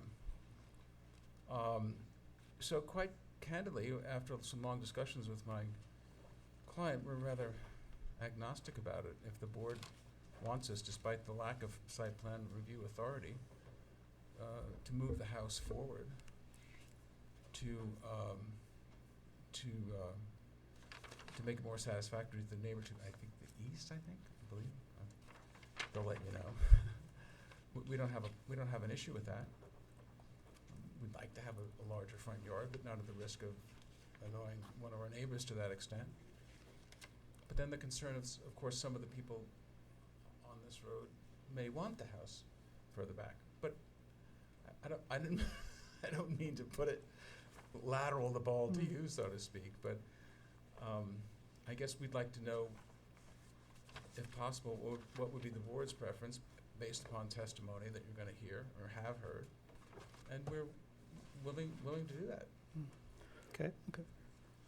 I'll comment since at the last presentation, I did bring up the issue of the conundrum, maybe that's too strong a word, of the placement of, thank you, it's a good word, of the placement of the house. And while we don't have placement jurisdiction, we do have as part of our code, using our judgment in terms of the scale and the mass, depending on the applicable code. So my initial thought was a house of this scale, even though the architect, Ryan, has scaled it down considerably from the first design, was better placed and less massive in appearance the further back on the property it was. The neighbor has objected to it being at the front of their house. You know, we have to recognize that we do listen to the neighbors. At the same time, it's the judgment of the board that is what we have to vote on. So in my view, in terms of the overall neighborhood, the placement to the rear, further back, the 54 feet, presents a less massive structure. And so I would be inclined to accept that. I also might add from a personal note, but again, I am not living next door, but I can share with you a house that was built next to us that Mr. Bennett represented on a flag lot. And I'd much rather look, again, this is me speaking personally, at the front of the house that was built than the bedroom that I have to look at from my lot. So I think if the house was moved up 14 or 15 feet to the 40-foot line, the consequence may be that the neighbor would be looking at bedroom lights at night. But again, I'm not the neighbor. I can only speak for the board and our role in terms of representing the community and taking into consideration the public comments as well. But I think from a scale perspective and judgment, my personal vote would be to keep the house as presented at the 54-foot setback. Okay. Jane? Susan? Well, I think it's a very fragile little neighborhood, and the scale and mass is just, it's a hard thing to swallow when you're all sharing this driveway here. I'm just really concerned for Halsey Street as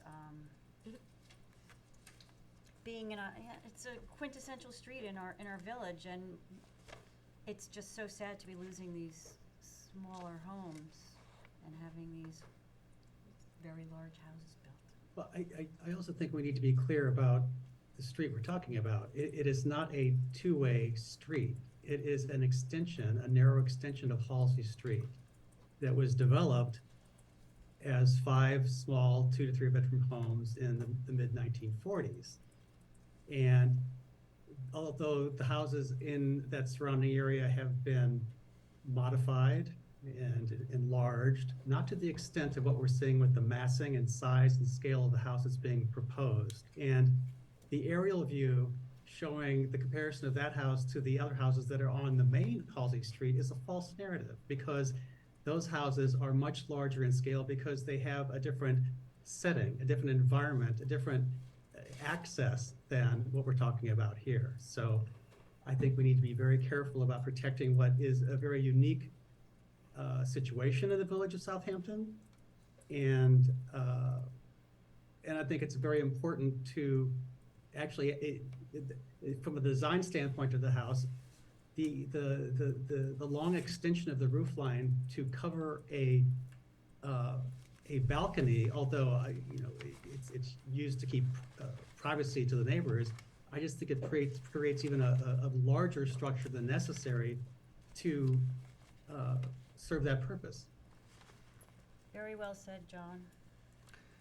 John, while we're speaking, the photograph that you showed me today, Yeah. can you put that up? Oh, boy. Well, here it is. It's the No, entire it's not. But Yeah. I find that long ridge line, unbroken, is severe. Okay. And I don't know what, I'm N- not telling n- you what to What I'm do, looking for but is the blueprint photograph. stepping it down or I'm looking breaking for it it. up Okay. might help in some way. To me, that's the severity of that is. I went back there today. It's a very peculiar and kind of special place. Is that actually a road or a driveway? The driveway. It's a driveway. It's a driveway? This is what I'm trying, this is, the It thing that we actually- have to talk It about. meets the definition of a road under the village code. It does? Yeah, it's a Village doesn't right of way maintain giving it. access to two or more The lots. village doesn't plow that lane, it doesn't maintain that lane. The residents actually maintain the pavement. No, so you're missing my point, I- John. It meets the definition of a road in the village code. Well, what I want to talk about is intent here for a second, because when I look at the code, one of the things that we do have is, if I look at section 116, that we have the duty of maintaining the desirable character of the municipality and of disapproving of the construction, reconstruction, and alteration of buildings or signs that are designed without consideration of the harmonious relationship of the new or altered building to such buildings that already exist. So what I want to talk about is this road or street or driveway, I don't care, but what the original intent was when it was built. This was not a series of individual houses. This was a neighborhood that was built with a specific intent, which there were 5 houses off of one road, driveway, whatever you want to call it, that all then centralized around one garage, of which each house shared a garage at the top of it. So it has a different formation than the other neighborhoods that we see in the village. And it may be unique in its style, because it was all put together by Bill Corll Sr. at the time, I believe in 1940. So the idea was all these houses would maintain a relationship and then to the shared garage. Now, this applicant garage space has been converted to pool house, but let's go to original intent. So part of that, and the reason whether we legally call it a road, where driveway is appropriate, if you look at all the other houses that are along this access way, all of them are very close to that access way. They sort of form a whole, because, matter of fact, the house that's to the south almost touches the cul-de-sac. The house to the house to the west is about 8 feet off the access thing, that whatever we want to call it, and the 2 houses that front are about 8 foot. So they were designed to be a long access road with a series of structures in harmony as a sub-neighborhood that all shared a single garage to 4. So the thing that I find difficult is when you start setting the house back, especially when you set it back even farther, what you're actually making the house is disharmonious to the original intent of the relationships of these structures in this unique neighborhood in the village. So that's where, I have that's the where image I can show, if I can share my screen. Yeah. They have to stop sharing so I can share. Oh, sorry.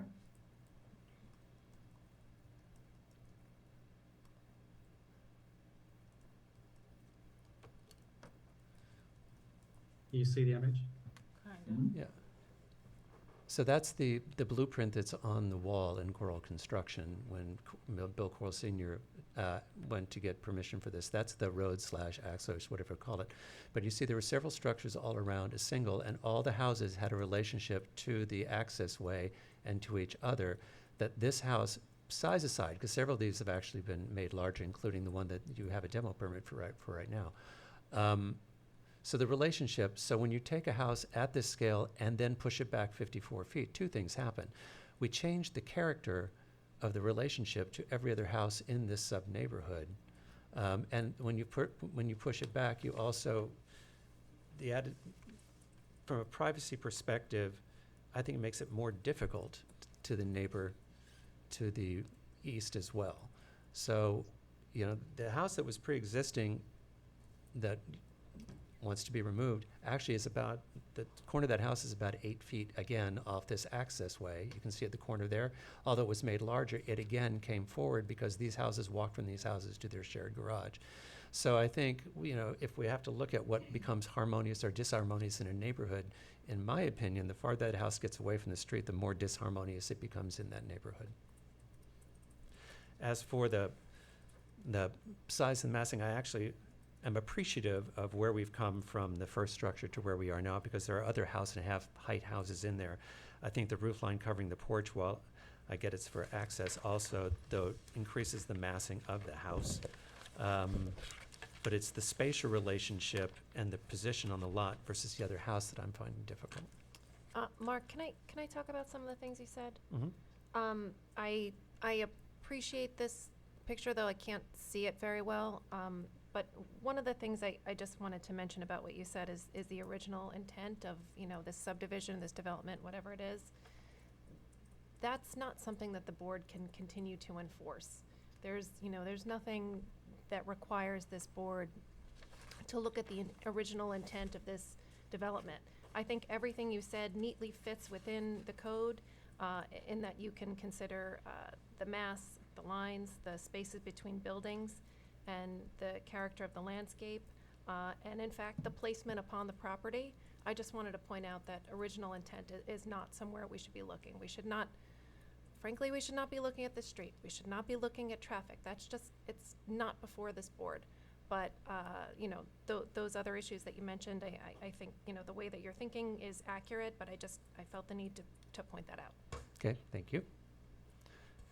But when I'm looking at what I feel from my perspective is harmonious to disharmonious, I think the farther forward the house comes into the front yard to front door relationship of the other houses in the neighborhood is more harmonious.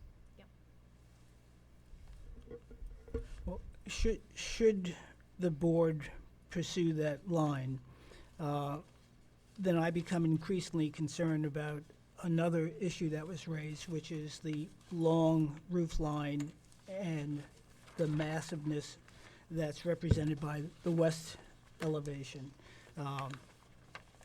which is the roof section that you mentioned, Susan, that's over the, and I think you did as well, Jane, that's over the balcony. And to the extent there can be some, We can remove the balcony. I and- just spoke to the client.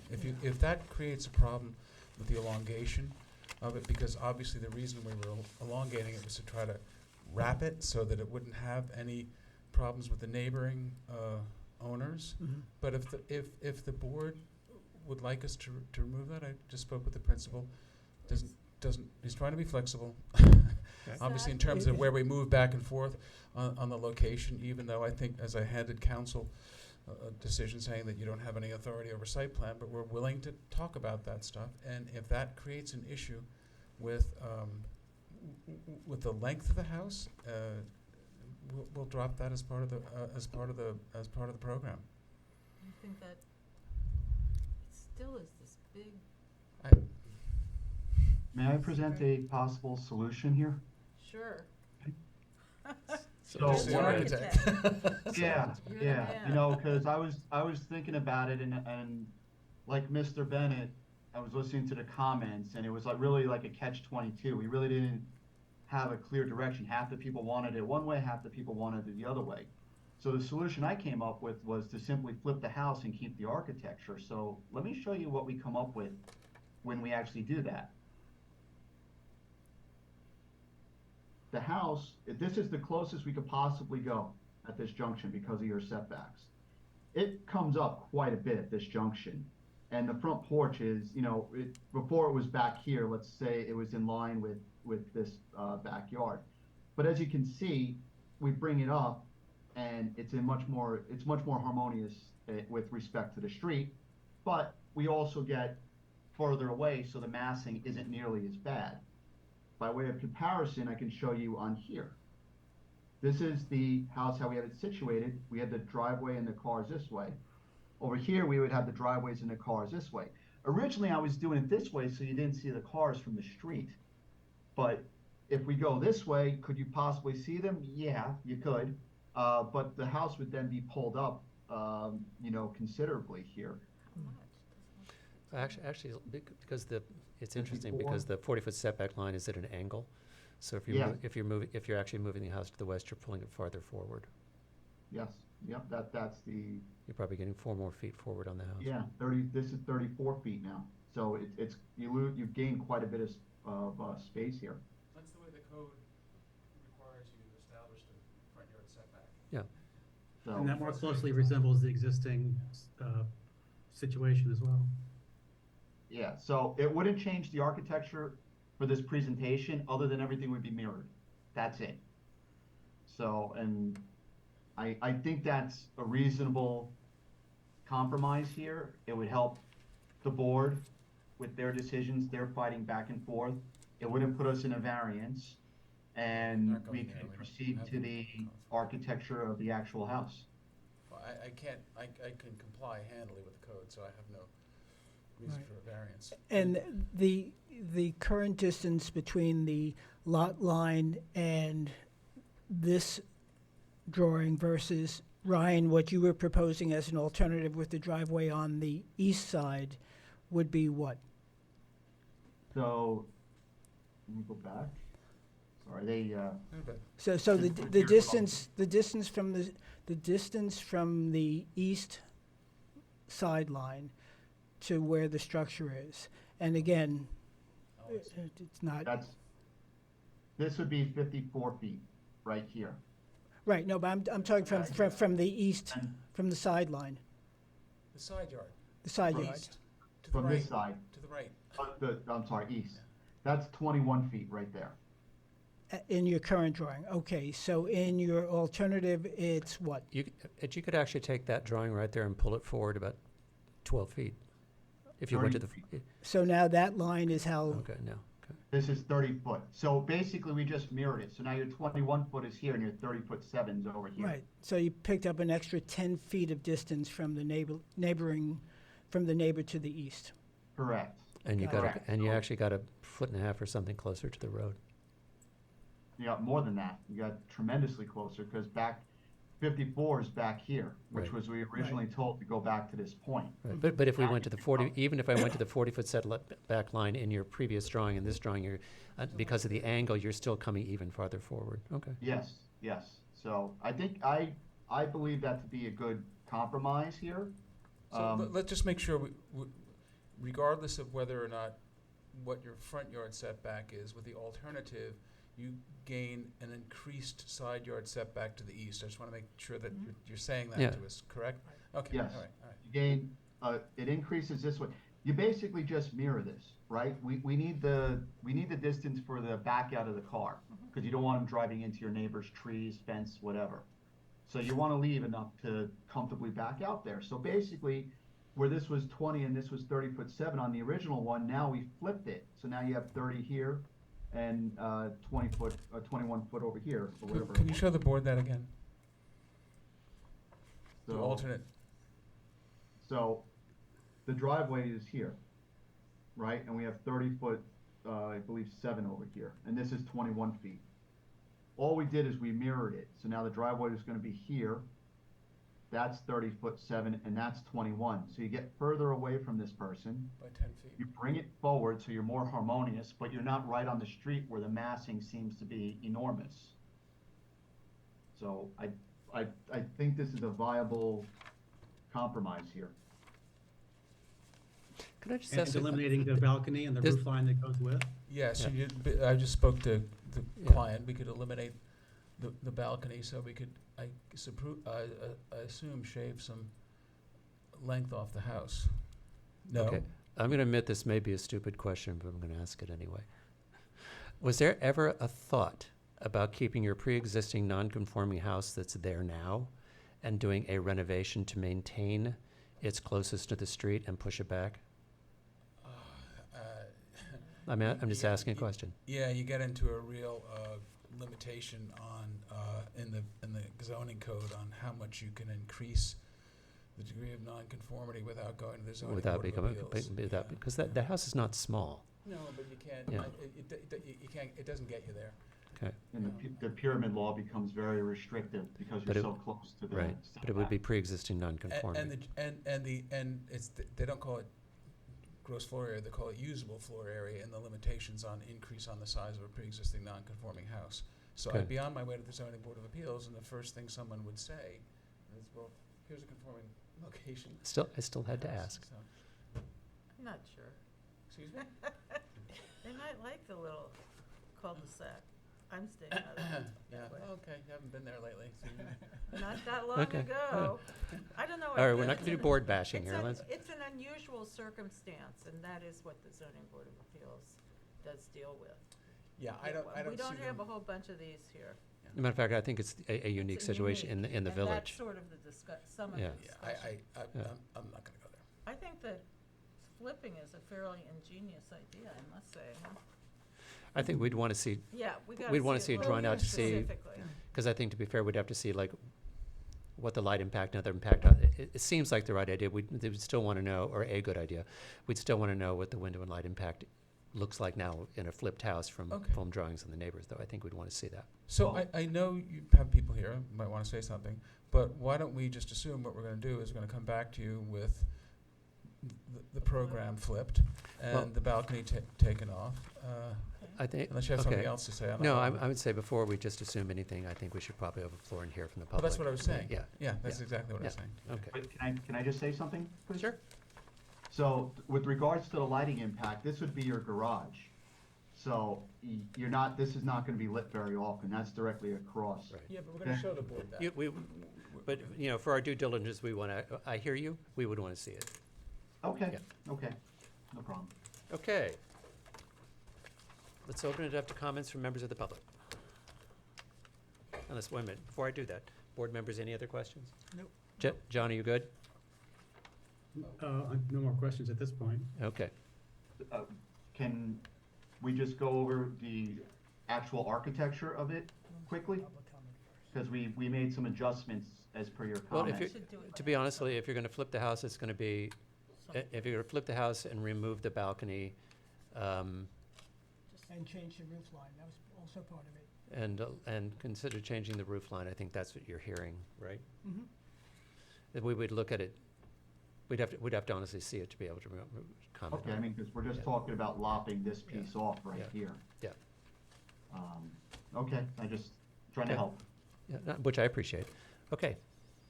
We're going to go to members of the public. So, I actually have a pretty visible version of that 1948 survey. It was included as an exhibit in our prior submission, so I don't know if you'd like me to put it down here on the table, or if the board, No, feel free. just to see it. No, please, you can just put it down. It's Right there. All right. Do you want version you can see? But I do need you to introduce yourself for the record. Thanks. Good evening, members of the board. My name is Martha Reichert, Toomey Latham Shea Kelly Dubin Corderaro, Riverhead, New York. For the neighbor to the east, Paul and Rosemary Hunt. I want to thank the board for their thoughtful comments with respect to a lot of the concerns that the neighbors have, which is, again, is context, right? This is a very unique neighborhood. And I'm actually going to move to the podium, but I think if the camera can get that, the two things that I want to sort of review are this aerial overlay that was supplied by the applicant, and then this is just a better version, more visible version of that 1948 map, which just shows the original context of all the I can't, the excuse me, homes. I'm sorry, I can't see anything. Can whoever is sharing your screen stop sharing? Thank you. Okay. All right. You can How's- just leave that there facing us, and if we move the podium, they'll be able to hear you better. So, I think this board is very well aware of what its charges with respect to 11630 and 33, but, if you distill it to the two different things, right? The board reviews new construction alterations to make sure that it's harmonious, right? To preserve the character of the village of Southampton and in its smaller area, its neighborhood.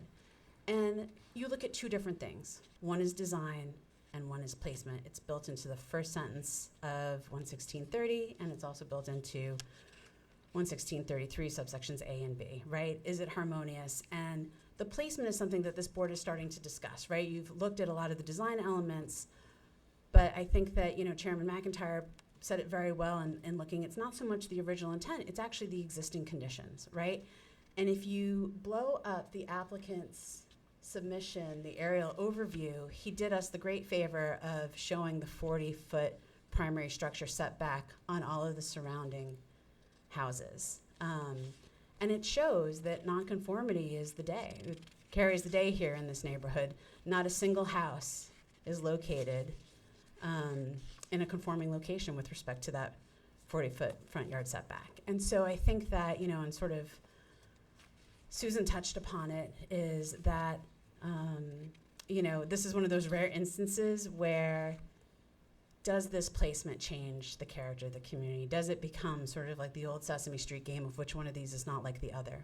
Because currently they fit. And yes, they've been modified to a certain extent over the years, but this is a drastic departure. And one of the reasons why this property is able to do that is because through the years, the lot was added to, right? Something was merged into it, and so it is now much longer and bigger than its surrounding lots, with respect to the larger neighborhood, the district, et cetera. So what we're asking this board is to really take that hard look at the placement, and that is something within your legislative intent, your purview, and your jurisdiction, right? And Mr. Bennett brought up the Ferrara case, but in 2018, in the Manger case, I understand it was in the, I'm not confusing it, John. John, please don't interrupt. No, I'm not gonna stand still. Go ahead. Misrepresenting the case. Go ahead. You know it. Let her misrepresent it if she chooses, but go, this is her choice, what she wants to say. Please go ahead. So I appreciate Mr. Bennett's assertion that that case involved a property in the historic district. That's true, it did. The Ferrara case did not, however. And one of the things that that the court looked at was that, in Ferrara, this board couldn't reject an application merely on size because size is not a consideration in the non-historic district. So where I was going with this, Mr. Bennett, is that Please just address the board. Sure. Members of the board, is that placement it is baked into this board's jurisdiction, right? And so I'm not going to say it's site plan. It is about, again, placement and design and whether or not this proposed project is harmonious, right? Not just within the property itself, but in the context, the landscape, the existing environs. And so that, again, is our main thing, is that we're asking this board to place equal emphasis on placement, just as the code accords it with design. We're happy to hear that the applicant is willing to explore some different things. We would like to preserve the existing character of the cul-de-sac. And so I have a couple neighbors here who would like to just sort of discuss their personal impressions of this current application and how it would impact their property, because again, that is a consideration for this board, is whether or not the project as it's proposed would impair, occupancy, use, and value of surrounding properties. And so I'm going to introduce Jan Kumar, and I also have Rosemary Hunt and Doug Hunt, who would like to speak tonight. Thank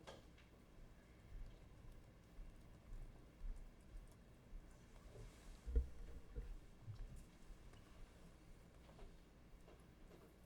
Good evening, members of the board. I'm Georgianne Kumar, and I'm the resident at 84 Moses Lane. Pull the mic down. Yeah, but there you go. Thank you. Okay. And I'm grateful for the opportunity to speak to you tonight. And I'd like to broaden the perspective a bit by thinking beyond just the cul-de-sac from Halsey Street and to consider the properties that are immediately adjacent to the fence that runs at the end of the property at 69 Halsey. My house happens to be right up against that fence, and we're one of 4 flag lots that run on the western boundary of that street. And the proposed structure would be right in the middle of the 5 houses on the Halsey Street cul-de-sac and the 4 properties on our side. There are 3 cottages and there's 1 undeveloped lot. And we would be very directly impacted by this new structure, both by the scale of it and the position, the proposed position of it. It would wind up looming over our cottage, which is a third of the size of this proposed house.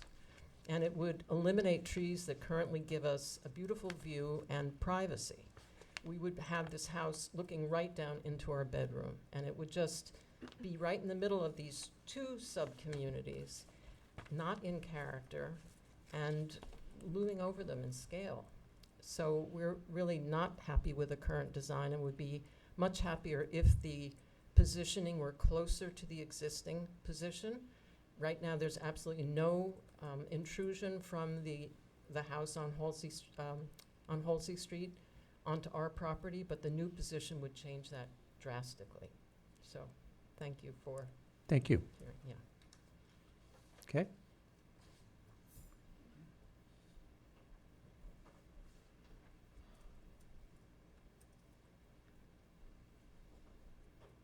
Hi, good evening. Good evening. Members of the board, my name's Doug Hunt. My father, Paul, who you may have met before, has been doing a lot of work on this. He asked me to be here because unfortunately he's in the hospital. He contracted that bacteria that you guys may have heard of in the waters. Anyhow, it was fatal for a few jeez. people, but he's going to be okay. He should make a full recovery, but he's been there for a few weeks. But moving on, he asked me to kind of just say a few words about the community that I grew up in on the cul-de-sac, and I think you guys addressed it in your comments earlier, but it was a very special place. It's they bought the house before I was born, but I spent my youth growing up there. It's a very communal neighborhood. The houses were, like you said, very much closer to the road, but in that sense, you got to know your neighbors, and they got to look out for one another, and you got to know their kids, and it was just a very a unique place, especially in a village like Southampton. So the reason I'm here is just to kind of give you that personal note as to what that meant for us. And, you know, obviously things change and people need to build things and but we like to keep the character as much as we can. And I think you guys are addressing that. And I appreciate your thoughts and taking that into consideration. Great, thank you.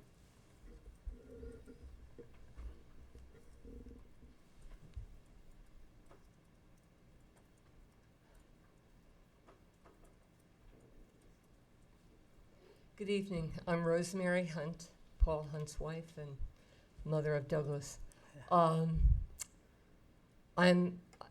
feel heartened by the comments and the observations, clear observations that have been made. Once again, it's unique. But the concept, my big concern was the alignment, the size of this house, and the alignment of it. The idea that you would propose that it be brought forward more is more in keeping with our thinking. We would like that feeling to stay as is. I mean, we're really talking about 3 houses in alignment. For the one that was originally proposed, to me it looks like a cruise ship, and it's set right back, which I understand from their perspective. You know, it sounds like it would make a lot of sense. It's a long piece of property, and they'd be putting it back in the middle. But as you come into the cul-de-sac, it just doesn't make sense. And even though in this other proposal, if you move the driveway or leave the driveway where it is, and it will be abutting our driveway, but as close as our houses are, I've been thinking about this so carefully. It is amazing how much privacy we have had. Now, we got along with our neighbors. You know, they were fabulous people. And Paul and I are people who we don't have a pool. We're unique. No, we don't have a pool in our yard. But we sit outside, we read, we enjoy the air. We have a patio in the far end of the property. And we would very much like to be able to maintain that sense of privacy, even though our piece is very small. Anyway, I just want to say I think you're headed in the right direction. Thank we you. would be much more in accord with that. So thank you for your consideration. Thank you. Mark, unless there's other public comment. We have another, but go ahead. I'm sorry. No, it's a public Yes, comment? we have someone coming in online, I believe. Okay. Hi. My turn? Yes. Great. This is Vince Duramo. My family lives directly across the cul-de-sac, across the circle from the property, and our neighbors with the Hunts, certainly. And I appreciate everything that's been said by the board and certainly by my neighbors, who I really have enjoyed. We've been there for over 10 years. And I also really appreciate the board members' comment about the fragility of the neighborhood. To be honest, while I completely agree with my neighbors and everything the board has said, one issue that was raised initially, I was a little disheartened, has not gotten attention, and that is the traffic. To anyone who has lived there, we've been there just over 10 years, the traffic is a huge I concern. have to tell you, the traffic is not under is not something and does not fall under, cannot fall and be under consideration by ARB.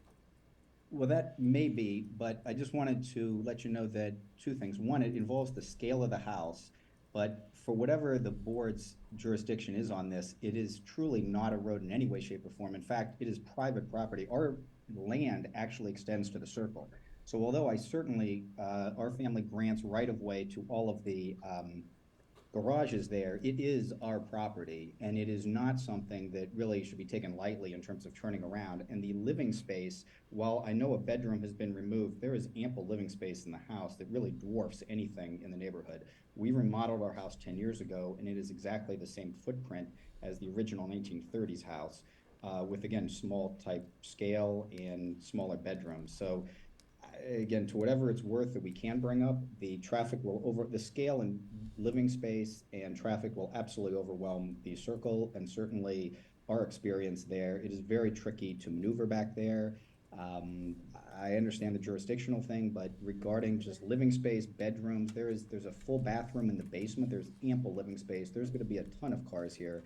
So whatever the board's consideration on these bedrooms and full baths in the basement and tremendous living space adding to the congestion and the character, it really will destroy the character, I think, having a large-scaled home in the area. So I appreciate the board's consideration just for the neighbors there that are going to be overwhelmed by a much larger scale and structure and living area. So thank you. Great, thank you. Okay. Are there any other public comments online, Sage? Okay.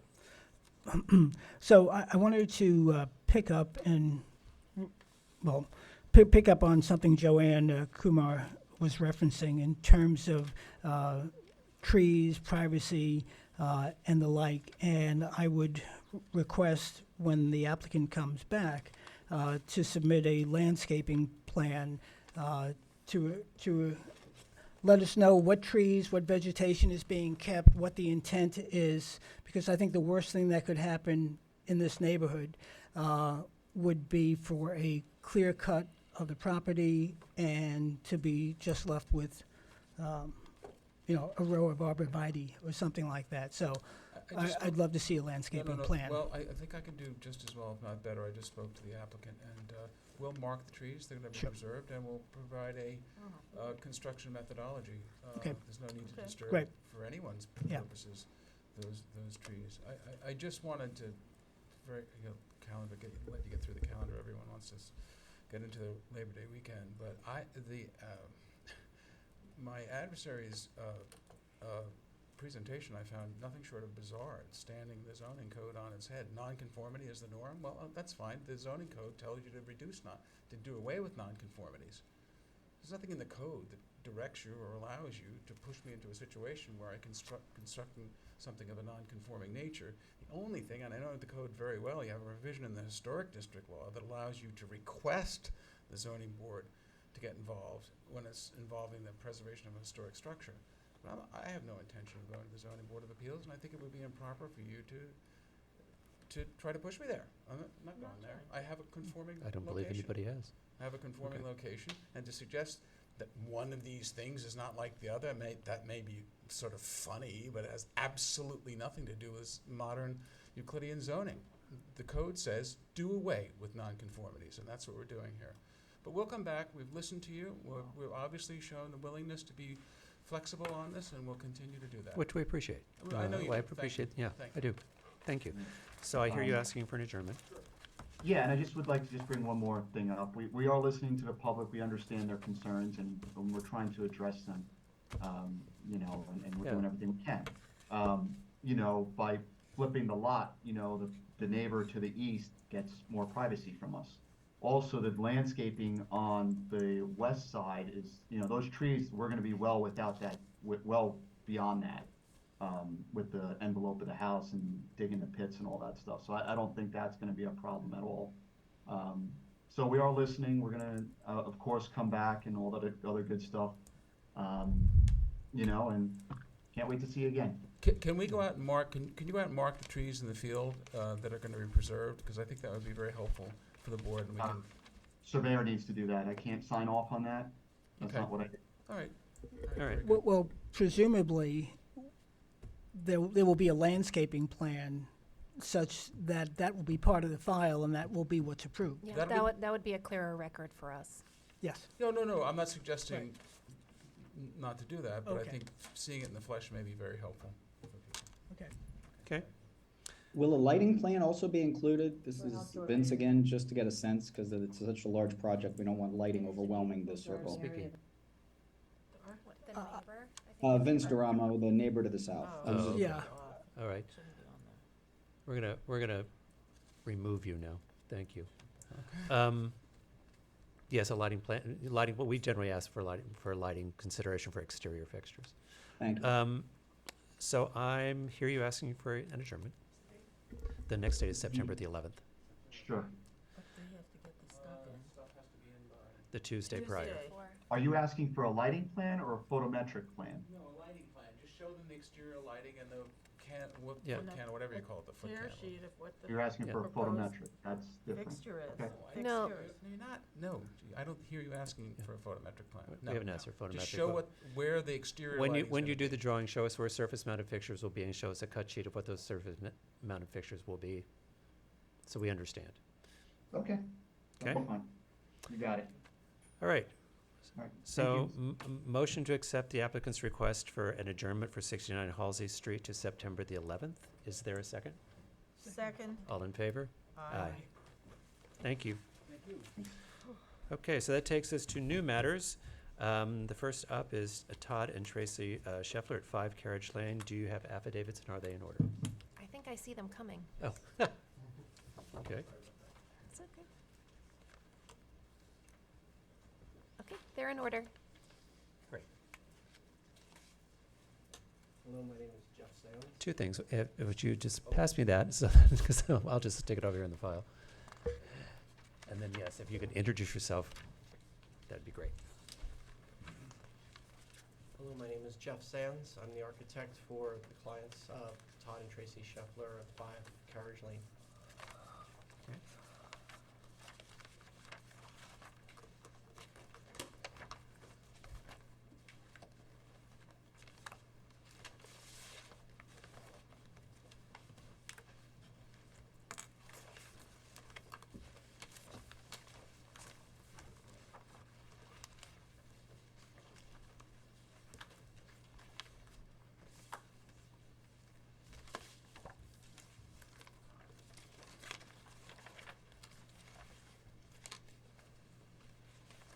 Should I start? Yes, please. Yeah. I'm sorry. Yes, Okay. please. Okay, so this is a proposed one-story addition to existing house on a 11,000 plus or minus square foot lot. We are proposing the addition to go on the back corner of the house and preserve the look of the existing home. So we're also converting an existing one-car garage to living space to expand the kitchen. And what else? The house will be reshingled. We've supplied the color. There'll be gray shingles and asphalt roof. And we will be doing Anderson white windows. That's really it. We're trying to really preserve what the house looks like. Did you say that's a one-story addition? It's a one-story addition, correct? So on page A120, that base room is a basement? Excuse me? On page A120, where you have a stairway and a basement, is that a basement bedroom or a second-story bedroom? Or is that existing? I'm sorry, it's, On your drawing A120? yeah, that's an existing A120, that's the existing second floor. Okay. There's no work planned for that upstairs. Okay. So that's just the windows on the front elevation. There's just 2 windows for that bedroom on the front that we're leaving. Would you, I believe you know this, or I may ask Alex to go through this. This is a unique neighborhood, and it's specifically zoned because it's a high-density neighborhood. So the set lines are, the setbacks are considerably different than other neighborhoods. It's also why there's all that wide open space as you come into the front. So that's why there's a 5-foot setback from lot line to lot line on the one side of the house, because one side's 5 and the other is 15? Yeah. Yeah. Okay. Is that the zoning? It's 15, it's 10 and 5, I believe, an overall of 15. Well, you skirt the 5 on your addition part, right? Yeah, we're keeping it to 5 on the one side. Is that the zoning? Yes. Yeah. And there's no pyramid in this subdivision. Okay. Board members? And the other side is a 15-foot setback? Well, you can use a combination. One has to be. I don't know. Alex, can you shed some light here? It's 10 and 5. Alan? On Yeah. the setback, Yeah, because it's a unique neighborhood. 5 feet is Yeah. hardly a lot. Carriage Lane is part of, I believe this is the Potato Field Lane cluster subdivision. And because it was a cluster subdivision with open space conserved as common area, there's unique setbacks that are unique to this subdivision, where the lots are smaller than would otherwise be permitted by the zoning district in order that the open space should be preserved. Yeah, so it's 10 on one side, 5 on the other. That's the side yard setbacks.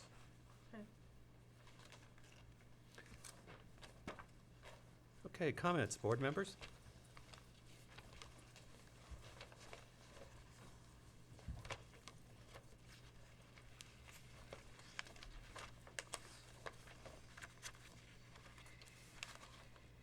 Jane, Jeff, anyone? Any comments you have? John? No, I have no issue with this one. Okay. Now, Jeff, you said the materials will all match the existing structure? Well, the existing is just natural shingles. We're Right. gonna go to gray cedar shingles. But there's stains, so we're re-shingling the house. Oh, you're re-shingling the whole Yeah. house? Okay, so great, okay, and there are other houses there.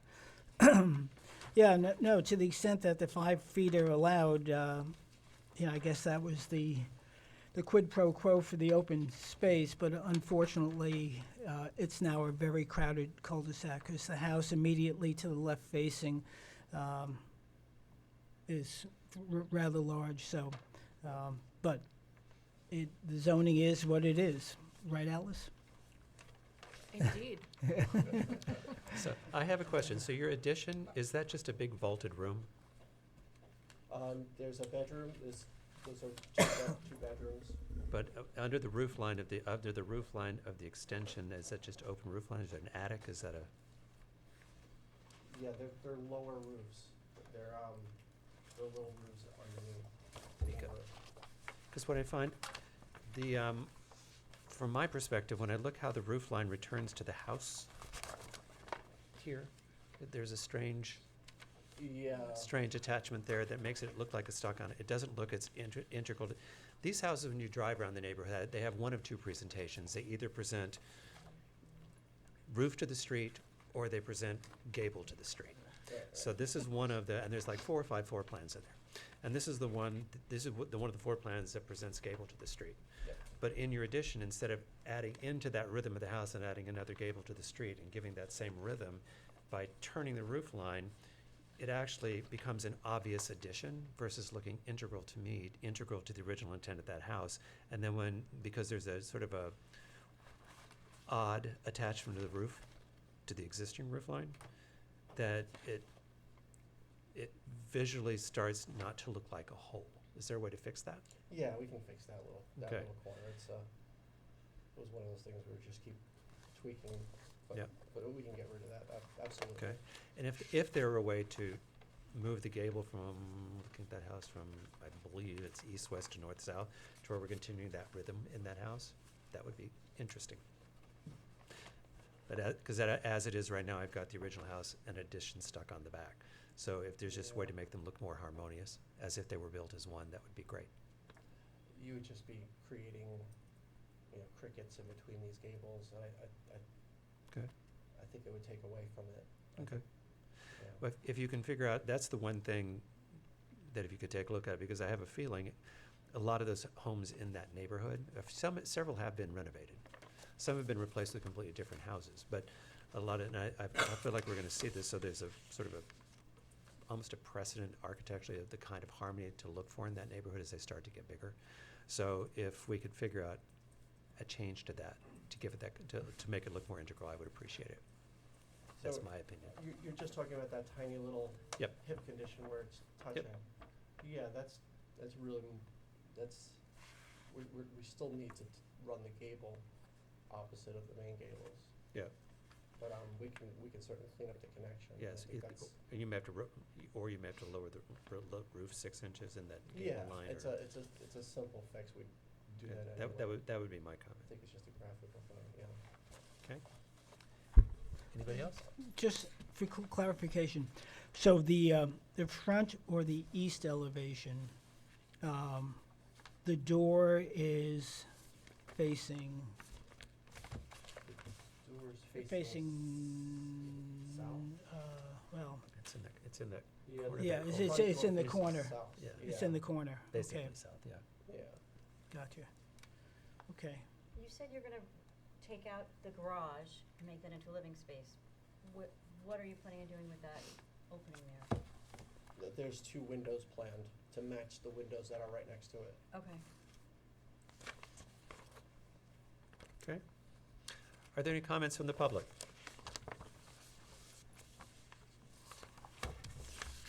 All right, if you could just figure out how to take these comments and address them, and do you think you could be ready by September the 11th? So the comments is really just that, Fixing the roof line attachment to the house. sure, I'll put that down. Okay? No other comments from the public? Okay, so I hear you asking for an adjournment? Yes. Okay? So the deadline is the Tuesday before the meeting? Okay. Okay. Motion to accept the client's request for adjournment for 5 Carriage Lane to September the 11th. Do I have a second? Second. Oh. All in favor? Aye. Any Aye. opposed? Okay, thank you. Thank you.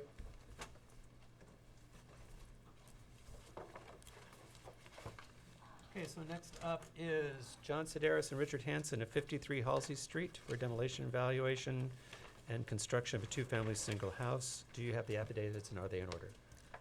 Yes and yes. Great. Give me 1 second.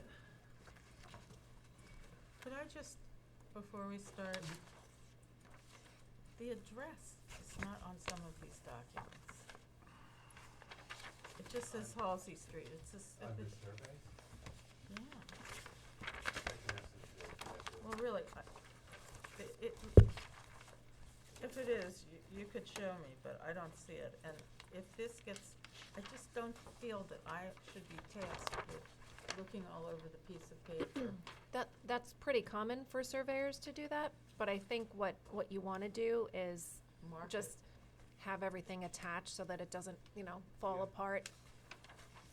I'd like you to actually get the address on it, because that's how these, Oh, good luck getting that.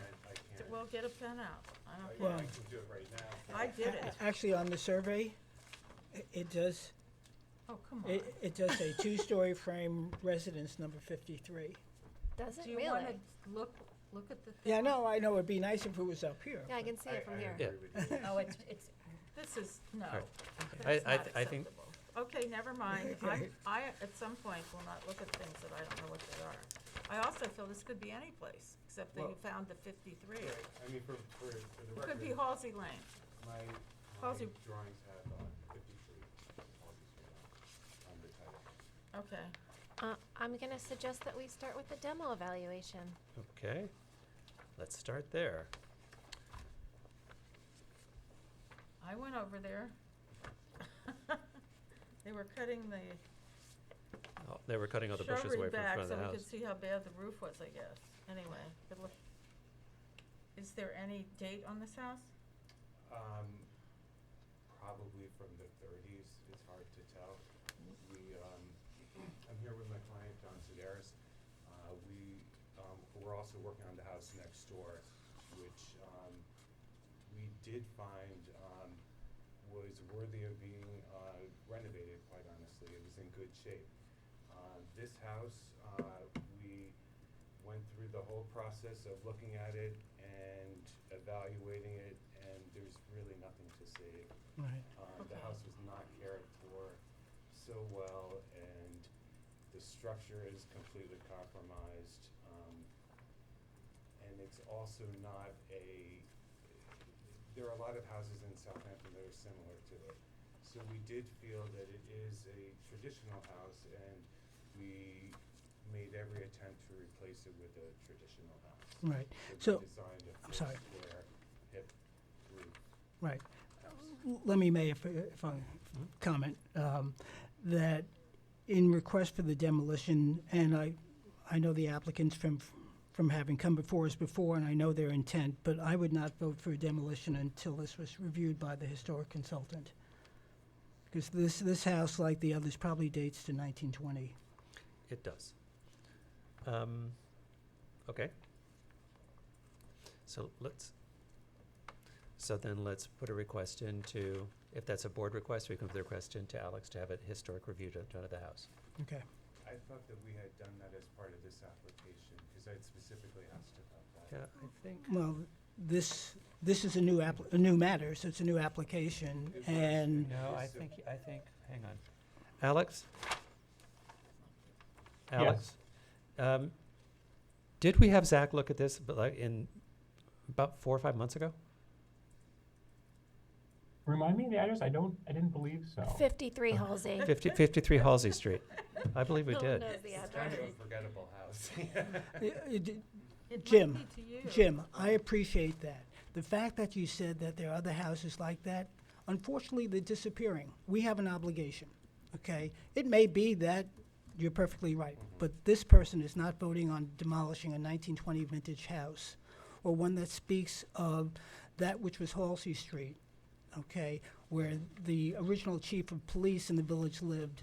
You know, I'm not going to destroy this house just by the applicant's say-so. Hang on. Let's go ahead and look at the plan. Let's hold this, because I actually do believe that Zach was asked to look at this house, and I believe he was asked to look at it in March, but I can't find, Okay.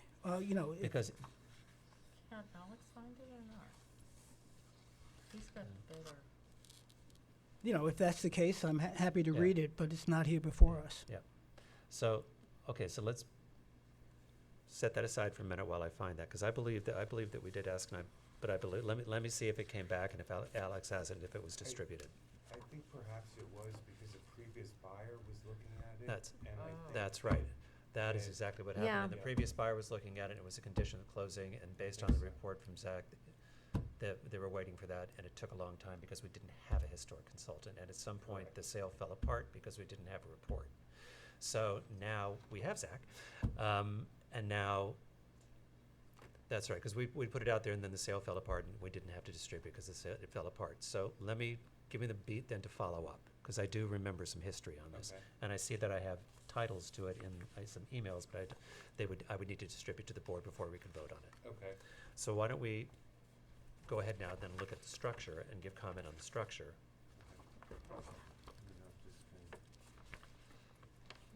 If I can share. Yes. with my phone. If you want to just share from there and just make sure you speak into the microphone so people can hear you, that would be great. But is it up on the screen? I believe they can pick it up from camera from the back.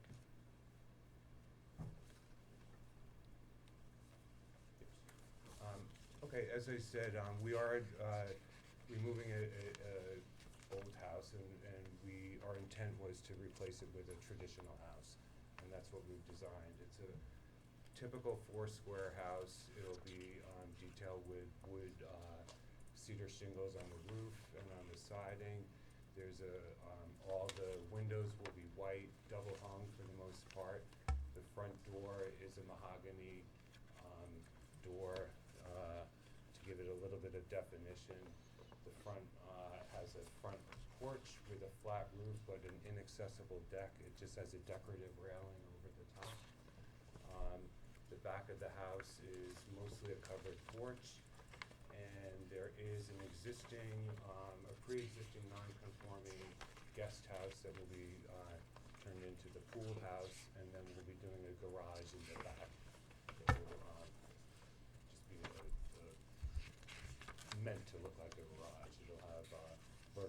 cedar siding on it, and a barn door. Do we, but those plans are, oh, yes, they They're are. all in I there. see it. Yep. 684.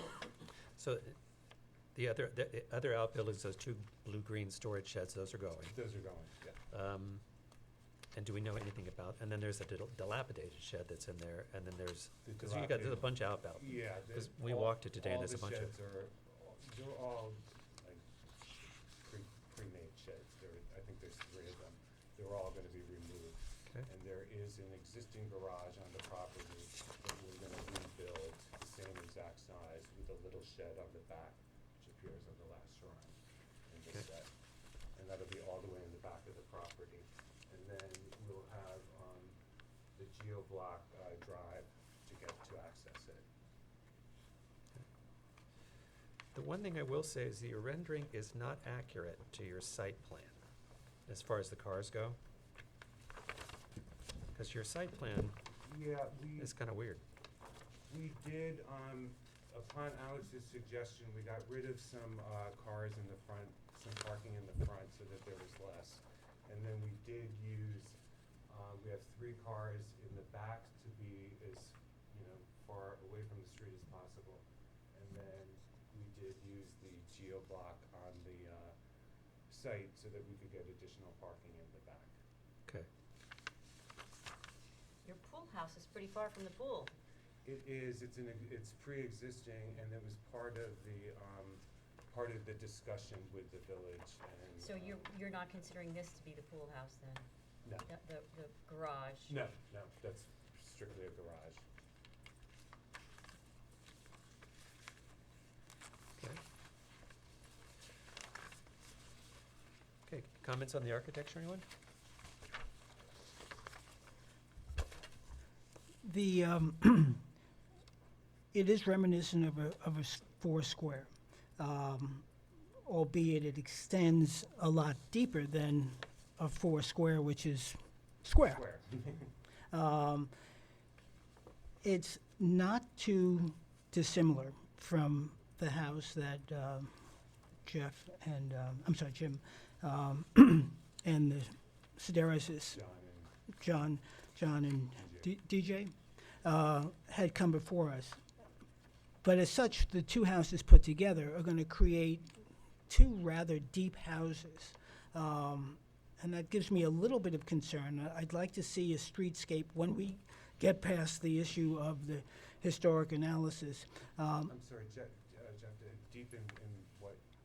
Deep length. I mean, it's The house next door is being renovated, it's also a deep long. Right. I mean, they're long Yeah, lots. 'cause they're Yeah, long. no, I know it's a lot. I'm talking visually, which is what's in our purview. And so, that's a concern. Like you said, it's not the front is a 4-square, but that's just the facade.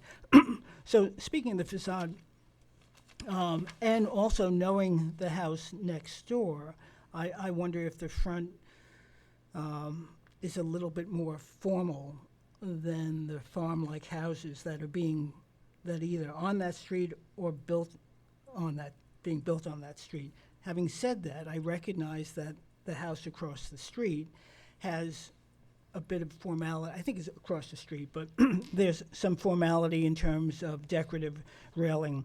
I also have concern that most of the 3rd floor windows are either that, just on Halsey Street, or either just windows of different shapes, some circular, some oval, some square. And while there is, again, across the street, a house that does have a 4-square front with a 2-windowed dormer, it's the only one on the street that I can think of. And maybe John Gregory knows better than I do because he lives just a house or 2 down. But Jim, have you thought about maybe a smaller scale dormer on the 3rd floor, maybe with 1 window, or just maybe smaller scale? But, let me hear from the other board members. And then I can comment on that, or I can. Why don't we hear from all the board members, then you can go through. John? Well, I think it's a bit of an exaggeration to call this a four-square. I think it's much larger than a traditional four-square in the village. And just the width and the depth of the house. But it's obviously far superior to a vintage bungalow that's being torn down. So there you have it. Okay. I don't have any big issues. The mic, Susan, they may not hear you. I don't have any real issues with this. Jane? Yeah, I don't either. Okay. I think the style of the house in the neighborhood that's going in is harmonious to some of the other new houses that have gone in there. You know, losing old houses, if we lose one, is always sad. But as far as a form and a style and use of materials, I think it's harmonious. I think when you look at, especially the house there's across the street and the one that's next to it, there are more formal elements to it. I do not share a concern with the dormer, because I think the dormer actually weights the house to me and brings it on massing, actually gives it a little bit of weight and anchors it a little to the street to me, but that's just one vote. As far as the roof line is simple, and the materials, the asphalt shingle is the entire No, wood shingle. Now, across the back there, is that steep enough for wood shingle? I'm sorry? Where you've got, is that also wood, or is, we're going back here? Oh, I'm sorry, yeah, on the porch, it will be wood shingle. Okay, Yeah, it is cheap enough. okay. So it's more than an 8. Okay. Reusing the existing garage, I think, is a smart idea. I would share, but it doesn't concern me, but I would share Jane's comment that your pool house is a pretty far distance from your pool. Well, yeah, it is. Good exercise. But other than that, that'd be my comments. I think it's a simple house, it's a harmonious neighborhood. It's bigger than the neighborhoods, but from an architectural style standpoint, I don't think it's disharmonious with the neighborhood. Great. As we figure out what's going on with the demolition permit. So what would be our next step? Our next step is, I think we're going to adjourn pending receipt of a historic report from Zach. Okay. I think that's what it has to be, because we do need to have that. Are there any comments from the public?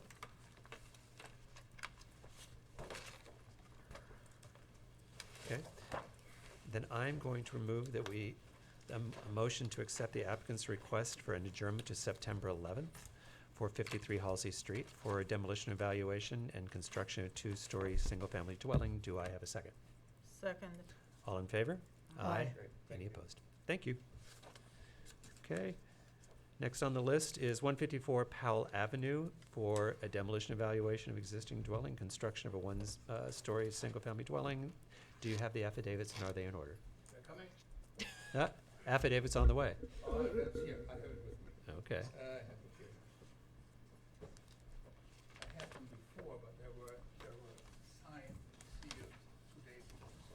Oh. Okay. Okay.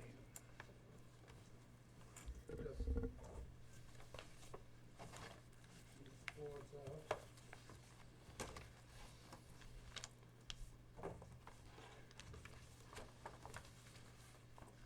Okay, my name is Matthias Tauner. I am the architect and the agent for the property owner. Happy to be here again. We finally made it to Powell Avenue. Yes? From Meadow Lane to Powell Avenue. Very happy. And tonight I'm presenting, I heard a word before, I think you mentioned that, a modest house. And so it is a 1-story building on Powell Avenue, a new construction, and it has 5 bedrooms, 3 on the first floor, 2 in the basement. And we were carefully sizing the house and positioning the house. The house is positioned 40 feet from the property line, which is 10 feet more than we normally could do it. The reason is because the lot is deep enough and we wanted to give it a little bit more buffer to the street and create a little bit nicer front yard. The style of the house is very simple. I was adding some very sort of modest architectural features to it. We have the front door is recessed into the building structure, so we didn't need an overhang to protect somebody from the rain. We are using simple materials. It is the main cladding will be hardy board, 10 inches wide, horizontally. Then we have a band at the eave of the roof running around the house, and then we have another board which is vertically from that on to the top of the gable. Window sizes are simple and continuous. We added a little structure, which is the master bedroom, which is at the rear, which is also sort of took away from the mass of the overall building. And we were way under the allowed GFA or the allowed lot coverage that had economic reasons, I believe. But also, I think the house is, in my opinion, very well proportioned to the size of the lot. And the choice of material and design, I think, is it is an upgrade to the house, what is now there. As we all know, I would assume that one of the board members maybe saw the house. And so it will be, maybe it will not be the nicest house on the street for now, but it will be a good-looking house on the street and will add value to Powell Avenue, in my opinion. And then here I am showing the color rendering. Sort of, we have also submitted landscaping plans which show the location of the property, photos of the existing house, and then here a landscaping plan, how we're gonna plan to sort of work around on the property with the pool house and the pool. So again, in my opinion, it is a very modest approach, and it is, I think, appropriate for the neighborhood. Matthias, I may have missed it. What's the material and the color of the siding? Siding will be hardy board, 10 inches wide planks, Mhm. and then we have a band running Right. around, and then we have vertical boards, same color as the hardy board. And what color is that? Okay, we have a color. Colors are here. So I didn't make the names of these colors. These are some color designers. It is, the panel is called light mist. Whatever you can think about that. So it is a very light gray. Almost a milky gray, I would say, and then the accent sort of board around the house is a darker, slightly darker gray, and that one is called Cadet gray. And we repeat the same color sequence for the garage, and then we have asphalt shingles, which also are within the same sort of color scheme. What color are the windows? Windows are Cadet gray. So it is not a black window. It's a slightly, it's not even charcoal. It's a lighter gray, and I tried to check the color. Unfortunately, it doesn't come out very well in these prints, but it is lighter than the cover of your computer there. Okay. You have samples you can show the public? I only have these here because these were the samples which we could gather from the internet, but we will get samples, of course. Can you But- just slide it down a little so it's in the shot and maybe John can see it? Like this? No, No, just just put it toward- flat and slide it toward me if you would. There you go. And while you're doing that, I'm sorry, can you pass me your full color rendering? Yeah. Can I see that? And that, Because I can't. that's colored or is that black and white? I don't know. I can't see. I'm old. I can't see that far.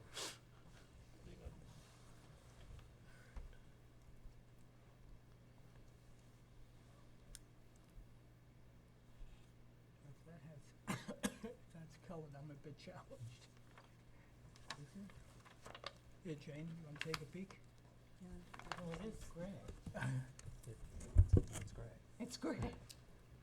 It's great. There, this looked like I mean, I one think he's. line, Yeah. So where's the and pool? it was very disconcerting to see. Is there a pool there? That's existing. Okay, There's is there a site plan? that's all right. That's No, there's a existing. site. No, we have a site plan. There's a site plan. Yeah, let's see, here you go. Is this it? We Yeah. have I don't have it. Maybe I do. I don't think so. Yeah, Mateus, here you go. Oh, Come on, you have it. No, this is. I'm not sure I do. That's all right. So maybe the color Here. is. Oh, okay. It's in here. I'm coming to it. Board members, comments. Jane, you want to go first? No, thanks. Okay, all right. So, I appreciate very much the concern about scale, whether it's economically driven or whether it's architecturally driven. It matters not, but I think the scale of the house is appropriate to the neighborhood, and that's a good thing. And the design is simple, clean, and I have no objections to the design, but I would like to see the actual samples of the materials. yeah. That is not I agree with Jeff. I'm fine with the design. I think it's a nice looking modest home that's appropriate for the I like the the name neighborhood. modest. A lot of time. Right, I think I like the modesty of it, actually. And I think, I think you did a good job. We did it actually purposely. I mean, sort of, when you look at the neighborhood, I mean, Yeah. Yeah. you immediately right. start Nothing wrong with simplicity. doing something you which is different acknowledge the as on neighborhood. Wicker Park or on Yeah. Hunting. You know, it is different. There must be something the matter with you. So, I'm sorry for So- the snide I know. comment, but Old age. Couldn't you maybe. shoehorn a Good. 14-bedroom home on that property? I mean, Well, I think they could probably squeeze a lot in there, actually. But that's all right. I love what it's smaller. So we all like it? No, I have only one Oh, comment. sorry.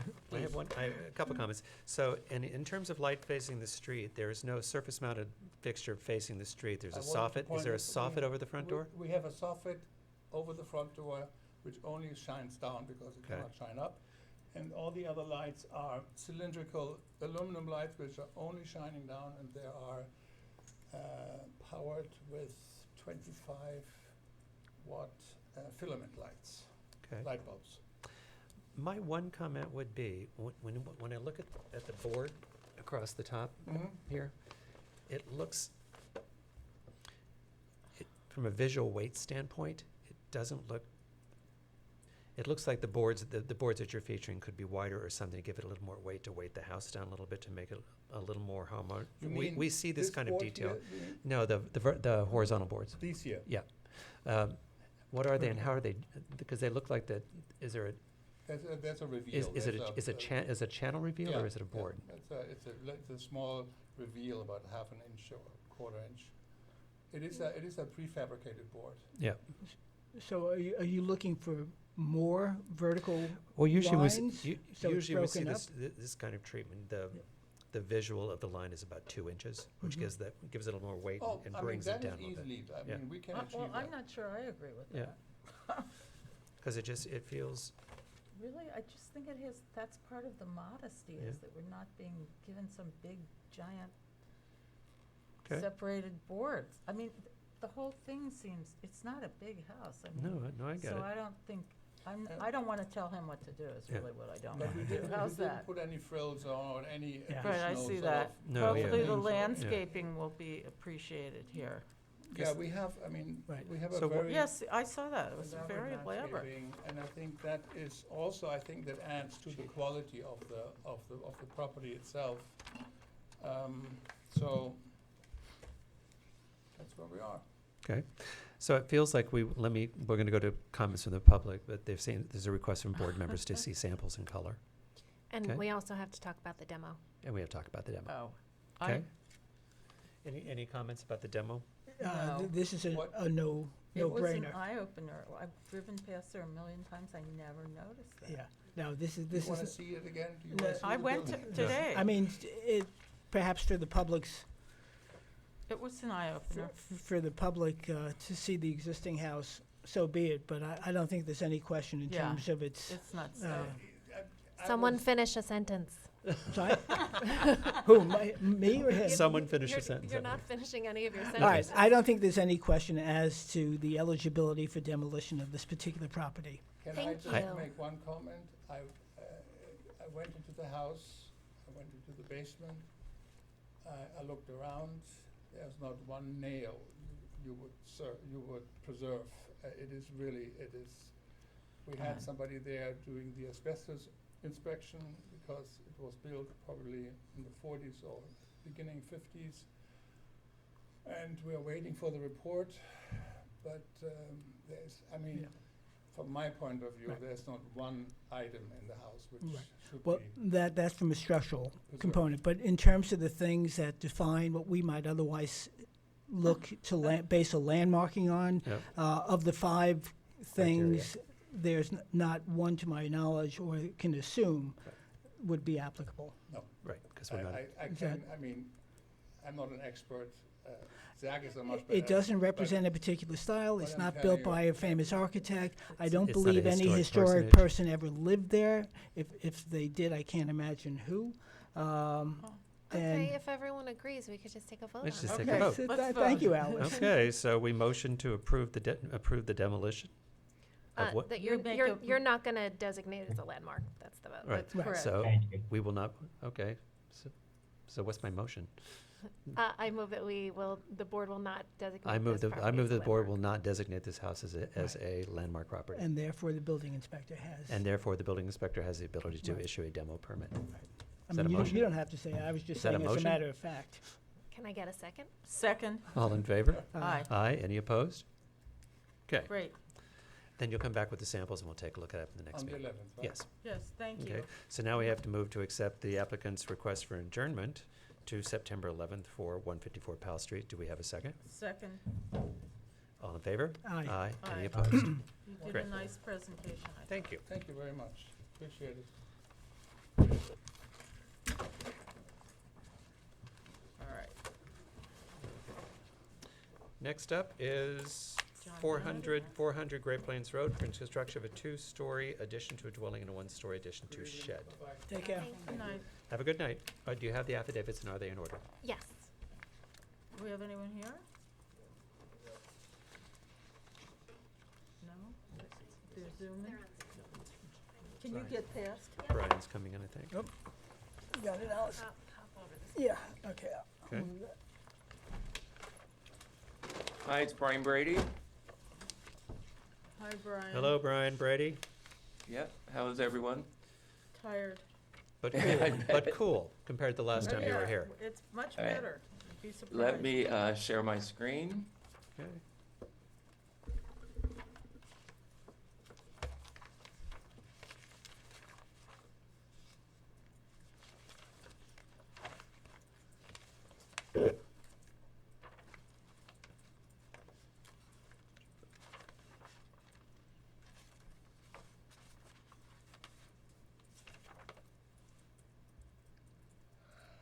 Okay. Can you see it? Yep. We can. Yeah. Okay. So this is an addition to an existing house that's on almost 3 acres on Great Plains Road. The addition is basically a guest house addition. It's just more bedrooms because they have a growing family. Lots of grandkids are coming, and they're just planning for the future. So if you look on this site plan here, the house is really set way back on the property. The pool's all the way back here. It's a very, very long driveway. It's very heavily landscaped, beautiful old trees. It's really a magnificent property, but it can't be seen from anywhere. Even on Great Plains, there's a big iron gate that you just see down the driveway. So the addition is located here, and there's also a small little shed that they wanted to add to the existing garage for bicycles. So that's basically the site plan. You can see here, this is looking down the driveway. So this is the existing house. And what I'm proposing is the guest house over here connected to the main house by a sunroom. And it's keeping the exact same roof lines as what's existing, the exact same floor heights of what's existing, and the exact same materials of what's existing. So the whole idea was to make it look like it was, at one point could have been all together. But it's just a very, very simple classical design. Let me show you. This is basically the addition that you're going to see. I think if I go to the renderings, it probably tells the story a little bit better. Okay, so this is the existing house. It was, I don't know how old the original house is, but it's been added onto many, many times, and not in a really good way. I would love for them to let me redo the main house, but that's not part of my project right now. So this is the addition that I'm adding onto it.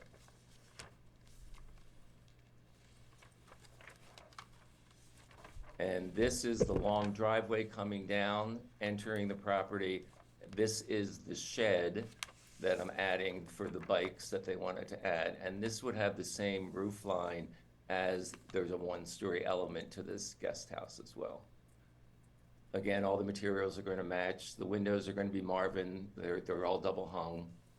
And it's basically just a guest house connected to the house.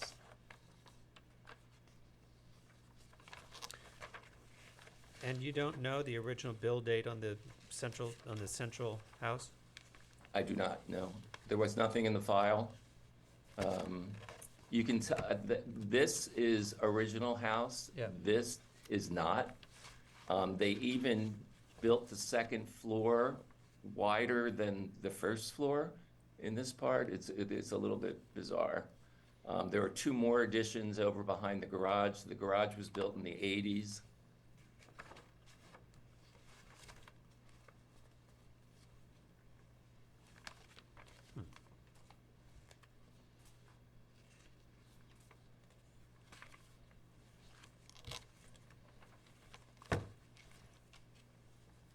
Board members? Brian, just to clarify, this is an addition to a single-family house, not a detached guest house, which would not be a Correct. permitted use. Correct. Okay, It just is. wanted to clarify, not a guest house. Right, correct. Thank you. For them, it is. So, For zoning purposes, it is not. for zoning purposes, it is not. Right. It's an addition to the main house. Thank you. Yeah. Okay, so I'll start. So architecturally and design-wise, I have no issues at all. But I feel uncomfortable voting on it without knowing the date of the original house. Okay. Jeff, why would that make a difference? I am not touching the main house. Right, because if... You actually are proposing changing the front door. Oh, Well- that's right. I was proposing to change the front door. But also, if it's an historic structure, then adding a guest house or whatever it may be deemed or named, and creating a courtyard may not be consistent with if the house had been built 100 years ago. I doubt that's the case, but I just feel uncomfortable voting on it without knowing the date. Did he give us a date today? Yeah. Okay. We met with Mr. Lawrence today. I'm going to agree with Jeff. I'd just like to know the build date of the original, the central structure of the house. Because, Okay, I'll go to the museum and see if I can find anything. yeah, and So you met with, because I thought when we walked the property today, Mr. Lawrence came out and introduced himself to two of us who were walking the property for this meeting. And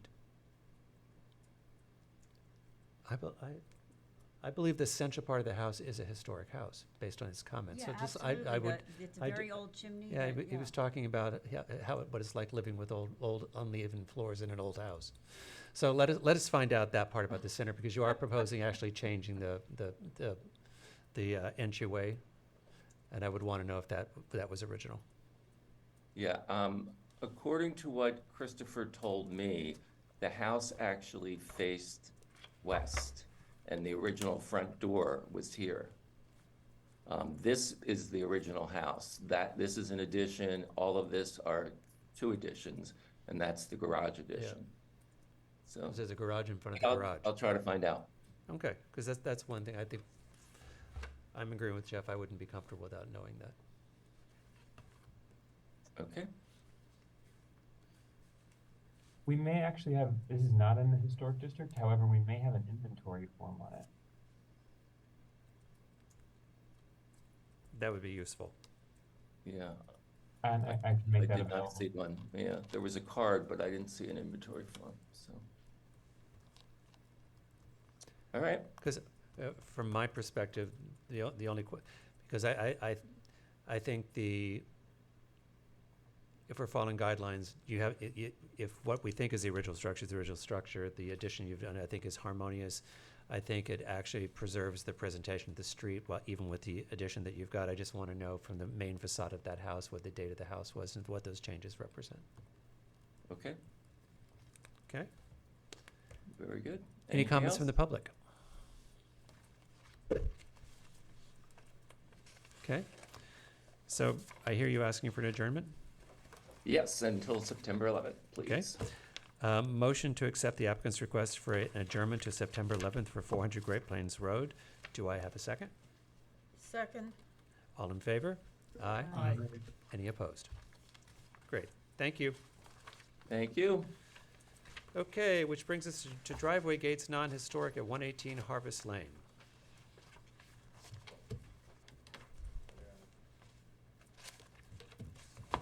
did we put the paperwork on that?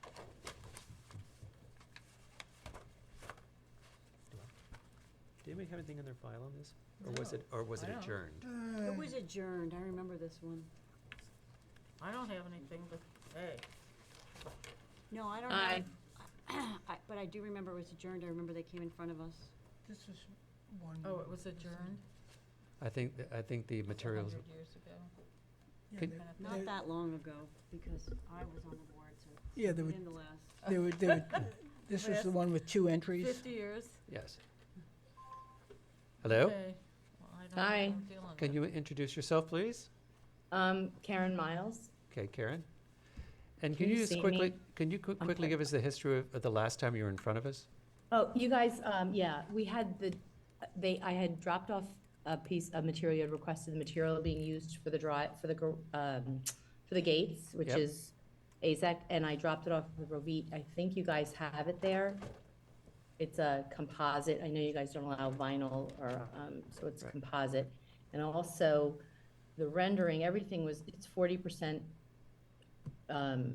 open, which all the requirements are met, but the rendering wasn't updated. It didn't match the description, so, Oh, that's right. Okay. Do you have Yeah. materials that you can share? I can share, let me, There's I'm not good at this. Let me see if I can share my screen. Let's see. So- Plus, your camera may be off, because we can't see you. I don't even know how, I thought, it says the camera's on. This happens every time I go on a Zoom. I don't know why. My husband's supposed to be on here with me too. Let's Well, see. let's blame it on him then. Yes, that's what I always try to do. It's better that way. Alex, Yeah. might you have the file that you could share? I apologize. We were supposed to be there tonight and I had to stay in the city and I have a complication here. Let me see. I don't even know how to, I'm trying to share it. It's not popping up. Oh, there, Randy, can you share that? Do you have there's my husband. I See it? don't have anything. Go down and start your video, which is at the bottom of the Zoom screen. It is. It says it started already. We're gonna bicker in front of you guys here. I'm Yeah, sorry. that- So sorry. It says it started, it's not doing anything, This is Southampton's version of reality TV. oh gosh. Alex, I'm are you sorry. able to find this? I'm sorry, I don't seem to have the digital plans on this. I don't have any. Yeah, I emailed her. It's just it's just the photo update of the drawing didn't match. Every other requirements went, but the drawing didn't match. Randy, I texted you a picture of that. Do you have it? Jackie's. Hold on, we're going to the files.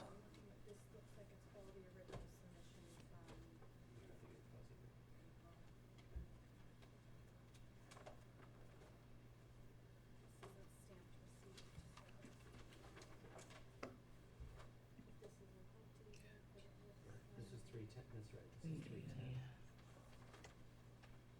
No? No, We can see your I think keyboard the now. problem that we have is we don't have materials to look at. She said she dropped them off at the building department. I don't know what. I dropped the sample, there's this big sample of the piece of the material for the gate.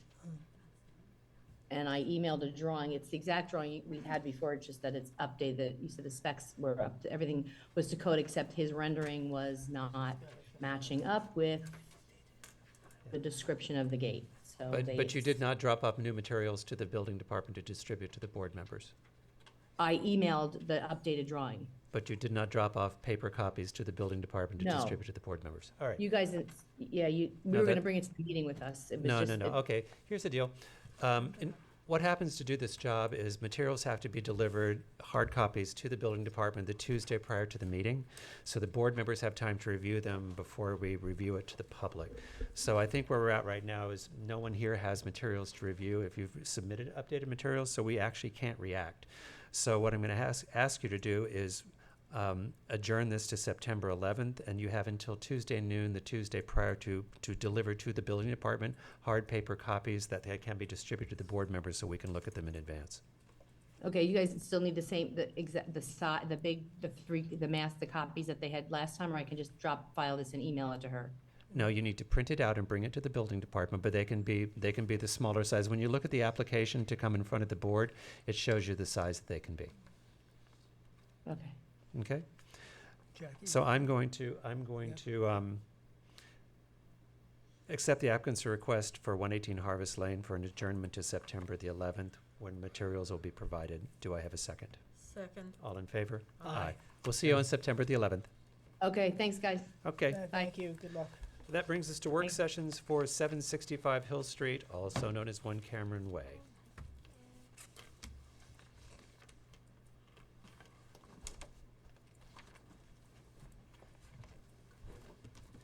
Evening.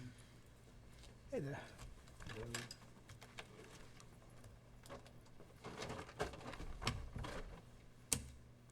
Okay. When this was first before the board, one of the conditions was that we maintain the access driveway from Hill Street, what I understood to be, and it might have been my error, or my being too not specific enough, but that, to my way, that was clearly for the historic structure that was being maintained. And I think everybody thought that because when the building department, and you saw the site plan for the new house behind what is now going to be the guest house, logically, and as is their right, that house comes in off of Cameron Way. And it should, it has a separate entrance. We're not suggesting that the ingress and egress for what is now the guest house should be in any other place in Hill Street, because you wanted to maintain the sense of place that was there. But the property also has the legal, absolute, unfettered right to use Cameron Way, and that's what you saw for the site plan the building department has, and what you approved for the site plan for the new house, and it comes in off of Cameron Way. I would also suggest, as a result of some litigation that I've been involved in, and successfully upholding a zoning board of appeals decision, the master plan states that one of its goals is to reduce the amount of driveways on and off of Hill Street. So we're not suggesting, we understand why you wanted to have the Hill Street driveway for what was the antique store there, which was one of the two structures there. The other one was taken down because it wasn't of any historic value. But we somehow inadvertently, it's been seen as requiring that access for the historic structure to also serve the new house, which makes no sense at all to me. And indeed, you didn't seem, I don't think anyone had a problem with it, because when you looked at and approved the new house, it came off of Cameron Way. But your approval talks about limiting access for the property, and I always understood that to be the property that was in front of you, which is the historic house. And there I get the nexus, because you don't want it to look like, you wanted to preserve the aspect of the way that always was with the driveway up to that structure. But you would have to, and I would respectfully request that you would modify that condition so that it didn't apply to the new house, which you've approved, and this is the only thing that's keeping the building permit for the new house to be issued, which is just clarifying up what I think is an ambiguity. Maybe that's being generous of me. Maybe I should have caught it. I didn't for 1 second think it would be applied to anything other than the old store there, and I apologize for not bringing it to your attention.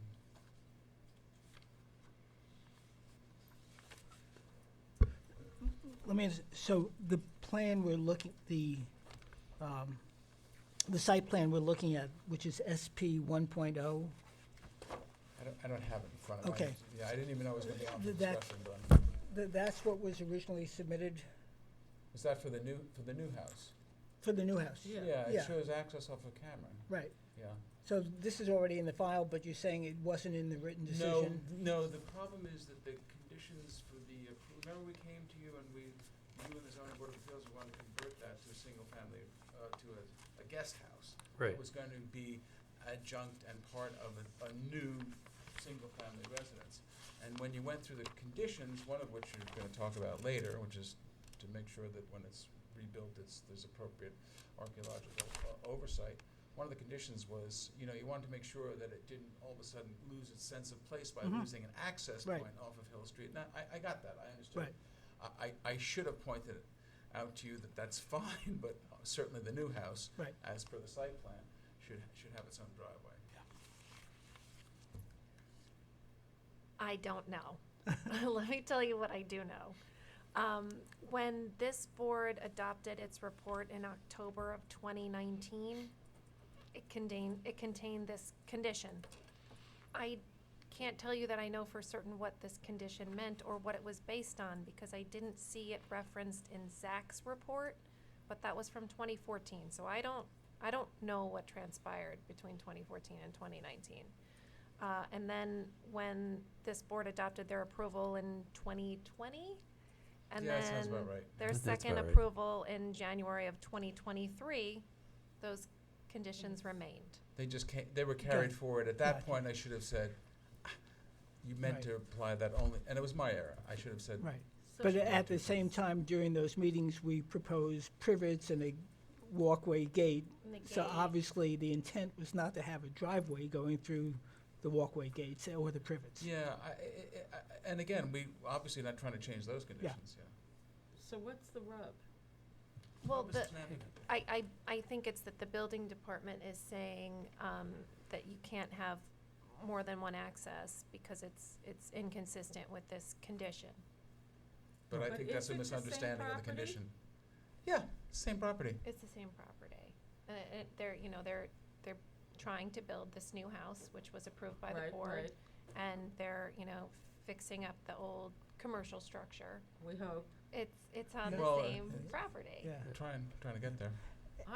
So what's the, So what are we supposed what's, to what's, do? what's the issue? The building department won't allow them to have two The cuts? building department wants you to tell them. Okay. No, Right, please let me yeah, do yeah, this. yeah. The building It's pretty department wants simple. you to tell them, what I think is obvious, is that the condition to keep the driveway was only meant to apply to the the old house. The building department is saying the driveway curb cut from Hill Street is supposed to go to the new house? Yeah. So basically, a 'Cause that was not the intent. a legacy so provision. the language, I understand the building department's conundrum. Right, yeah. Because Yeah, the I do too. language is the driveway access to the building and any other buildings on the property Right. should remain where presently located in the approximate center of the parcel. Right. Which obviously would greatly disturb the site plan that this board approved Right. when they approved the construction of the That's new correct. house. So a legacy provision was allowed, well, by definition, a legacy provision was allowed to remain in place when it should have been superseded by the subsequent approval to essentially visually and architecturally divide the property. Better said than I did, I guess. But you all, What- at the same what are we time, asking at for the here? same time, at the same time, you wanted to have a unity. Yeah, You yeah. know, by having Which is the- why the we- gate and the, Exa- yeah, exactly. I get it. But So it we're makes basically allowing the building department to make it okay to have the driveway for the- driveway on Cameron. for the- And in for order the to do new that, what do house. we need to do? Well, that's what we're asking for, Yeah. a driveway from Cameron to Yeah. the new house. Yeah, but correct? not for the little But not guest to the- house. but Right, not- to but the not to new the property, Yeah. to Okay. the new big house. Yeah. That's all Thank we're you. asking for. Exactly, Yeah. yes. So that was. So council, what do- That's all it needs to be. We Alice, don't want to what- disturb anything that's been approved for Right. the old No. historic Right. structure, or the gate, or the fences, or Right. anything that's been. Yeah. This is only a request for a driveway access from Cameron Street to the new larger house behind the historic house, correct? That's correct, Jim. Exactly. That's correct. So, but from a language standpoint, Alice, what do we need to do? She Um, needs to do. Well, can I amend mean, your if condition. it's acceptable to the board, then I would say that you can vote to modify, and eliminate that condition. As it am- relates to the new house. Right. As it Yeah, relates yeah, to the be new house, specific. and I'm fine with you voting on that tonight, if you're comfortable doing that. And then I would suggest that I will also prepare a resolution for the next meeting to clarify. Right, Okay. okay, as opposed to a written decision. I got Is you. there any way, because my client is here, is there any way, yes, a resolution, but is there any way that you can tell the building department that the board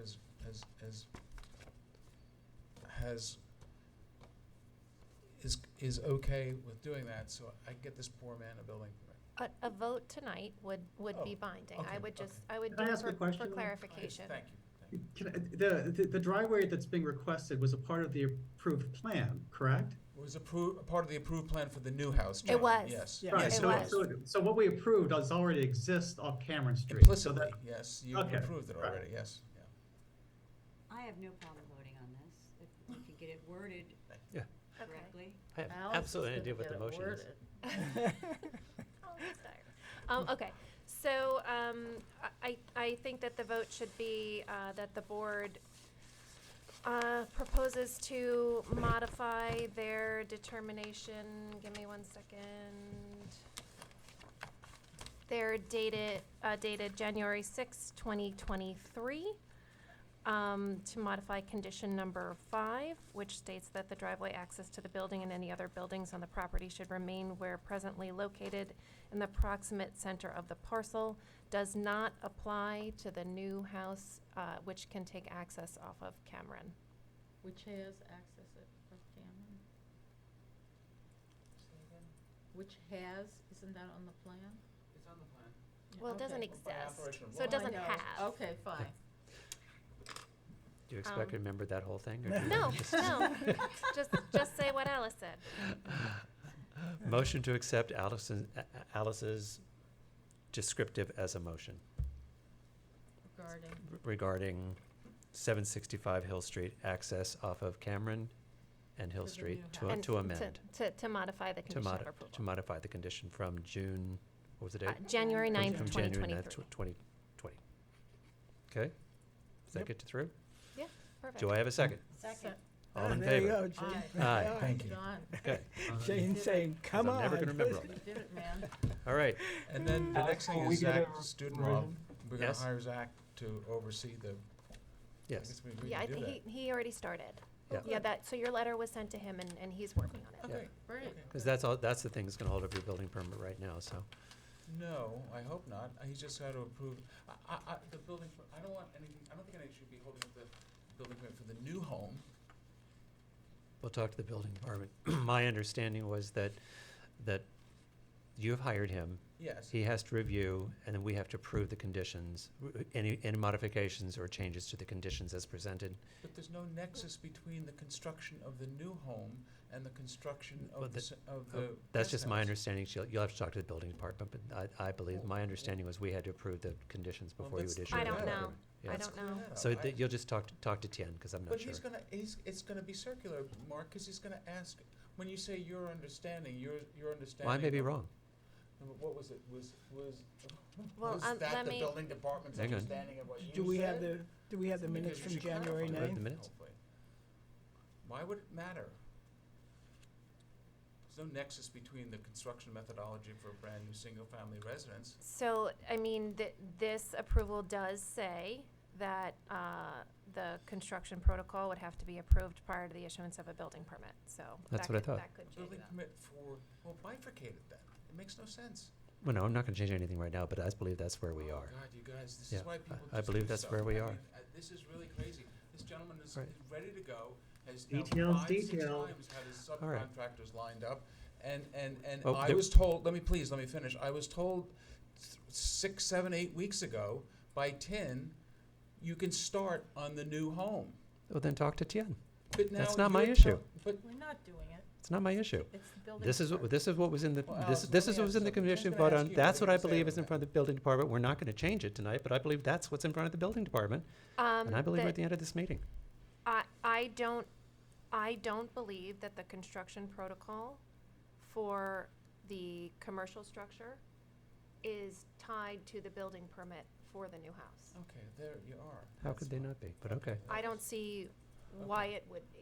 Okay, thank you. And I I don't think- want to put words in your mouth, but can I quote you to Tin? Let me be You clear. wanna I talk think you about- should the purpose research that. I of- don't think that's right. I think you should research that. Excuse me? You don't think that's right? No. Well, because. well, how would that make sense, Let me be clear, because the purpose of the construction protocol is to ensure that the work done on the historic asset is done correctly. Right. So if we're saying we want you to do that work on that, and you want it because it's going to be an accessory cottage that has value to you, we want you to do it properly, I don't see why we would tie that to the construction of the main house. I don't see the connection Right. between the two. And look, I don't see why a building, recollection- there can't be two building permits. my recollection, and again, it could be as foggy as everybody else's, but what was more in line with what Alice was talking about, that the protocol for construction was related to the historic site, more so, if not exclusively, to the exclusion of the new site. Yeah, and It is. it's no different than asking for a building permit for a single-family residence and then asking for a building permit for an accessory building, which is what this is Are these gonna be. divided into 2 building permits? Oh, absolutely. Okay. All right, So the but then building that's- permit that's a will good- not All right. issue for this commercial structure. And if Until- TIN requires that they, withdraw certain plans or whatever they need to do, they can do that. All right, well, there's your That answer. happens all the time. All right. Okay. All right. All right, with that, I'm gonna move. So, You what are we gotta talk doing to here? Because it's on You have to for talk to Tien. your- You have to talk to Tien. But it's on your agenda. We did it. Well, we did modify condition number 5. Okay, And and you're gonna talk to the building inspector. I'm gonna talk to the building inspector, and I don't wanna put words in anybody's mouth. And both council and the board saw that there was no need to tie Zach's work on the old, I call it the old antique store, to the new single-family residence on the house. I just wanna make sure. Because it Okay. requires different building. Yes. Okay, good. Okay, I just don't wanna put words in anybody's mouth. Thank you. Right, Thank that's you. correct. Great. Okay. Well, Go home. Lisa's. I'm going to Yes. move that we close. Oh, wait, no. wait, wait, No, wait, we wait. have, we What do I have have? more things to talk Oh, about. geez. I'm Okay, scope very of work. sorry. Okay? Bye. Oh, that's What's- right, okay. What else? I'm just trying to get us Can out we of here. close the Okay, meeting bye, now? okay. That's right, this is the Is this scope of executive work. what you're doing? It's Okay. not on- No, Oh, okay. It is. Okay? What is it? It's a surprise. Nope. no, it's not a surprise, actually. So, we have been evaluating some,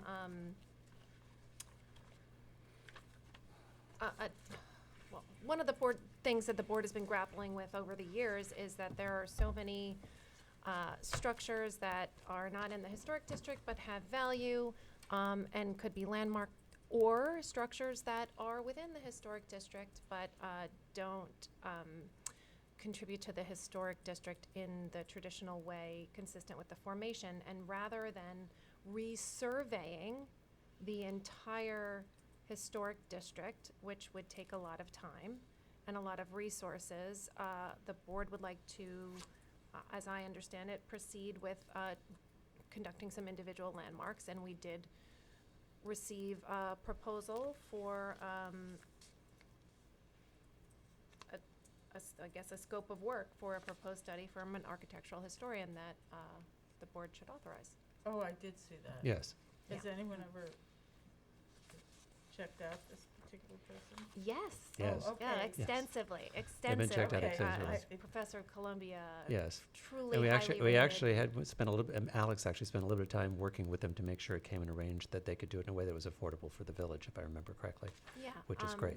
And That's correct. you know, it's a big movement that goes well beyond this village, and I think it's, you know, kind of the more exciting and thankful part Yes. of what the board does.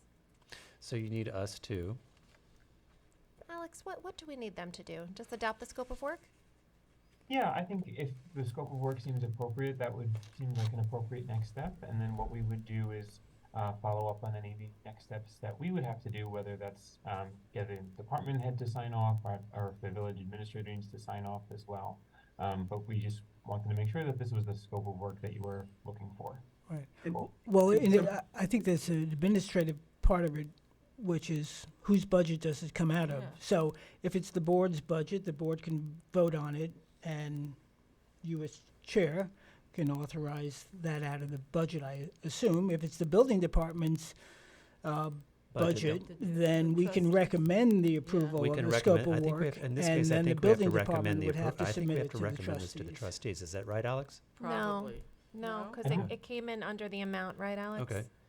That's my understanding. So is that, I So- saw the amount, Yeah. but is that an ongoing amount that continues, or that's just it? No, just No, one it's a time. one-time Oh, okay. project, I believe. I Well, didn't what we are doing is understand that. approving the scope of work, not necessarily who's going to do the work. Is that? where we are? No, Oh, no, it's, the person. It's a proposal. I it's think, a I think maybe proposal. scope of work is probably the wrong term. I think you're right about that, John. I think it's a proposal from a particular architectural historian. And this is a reputable third party. It's not directly related to anyone or anything in the village of Southampton.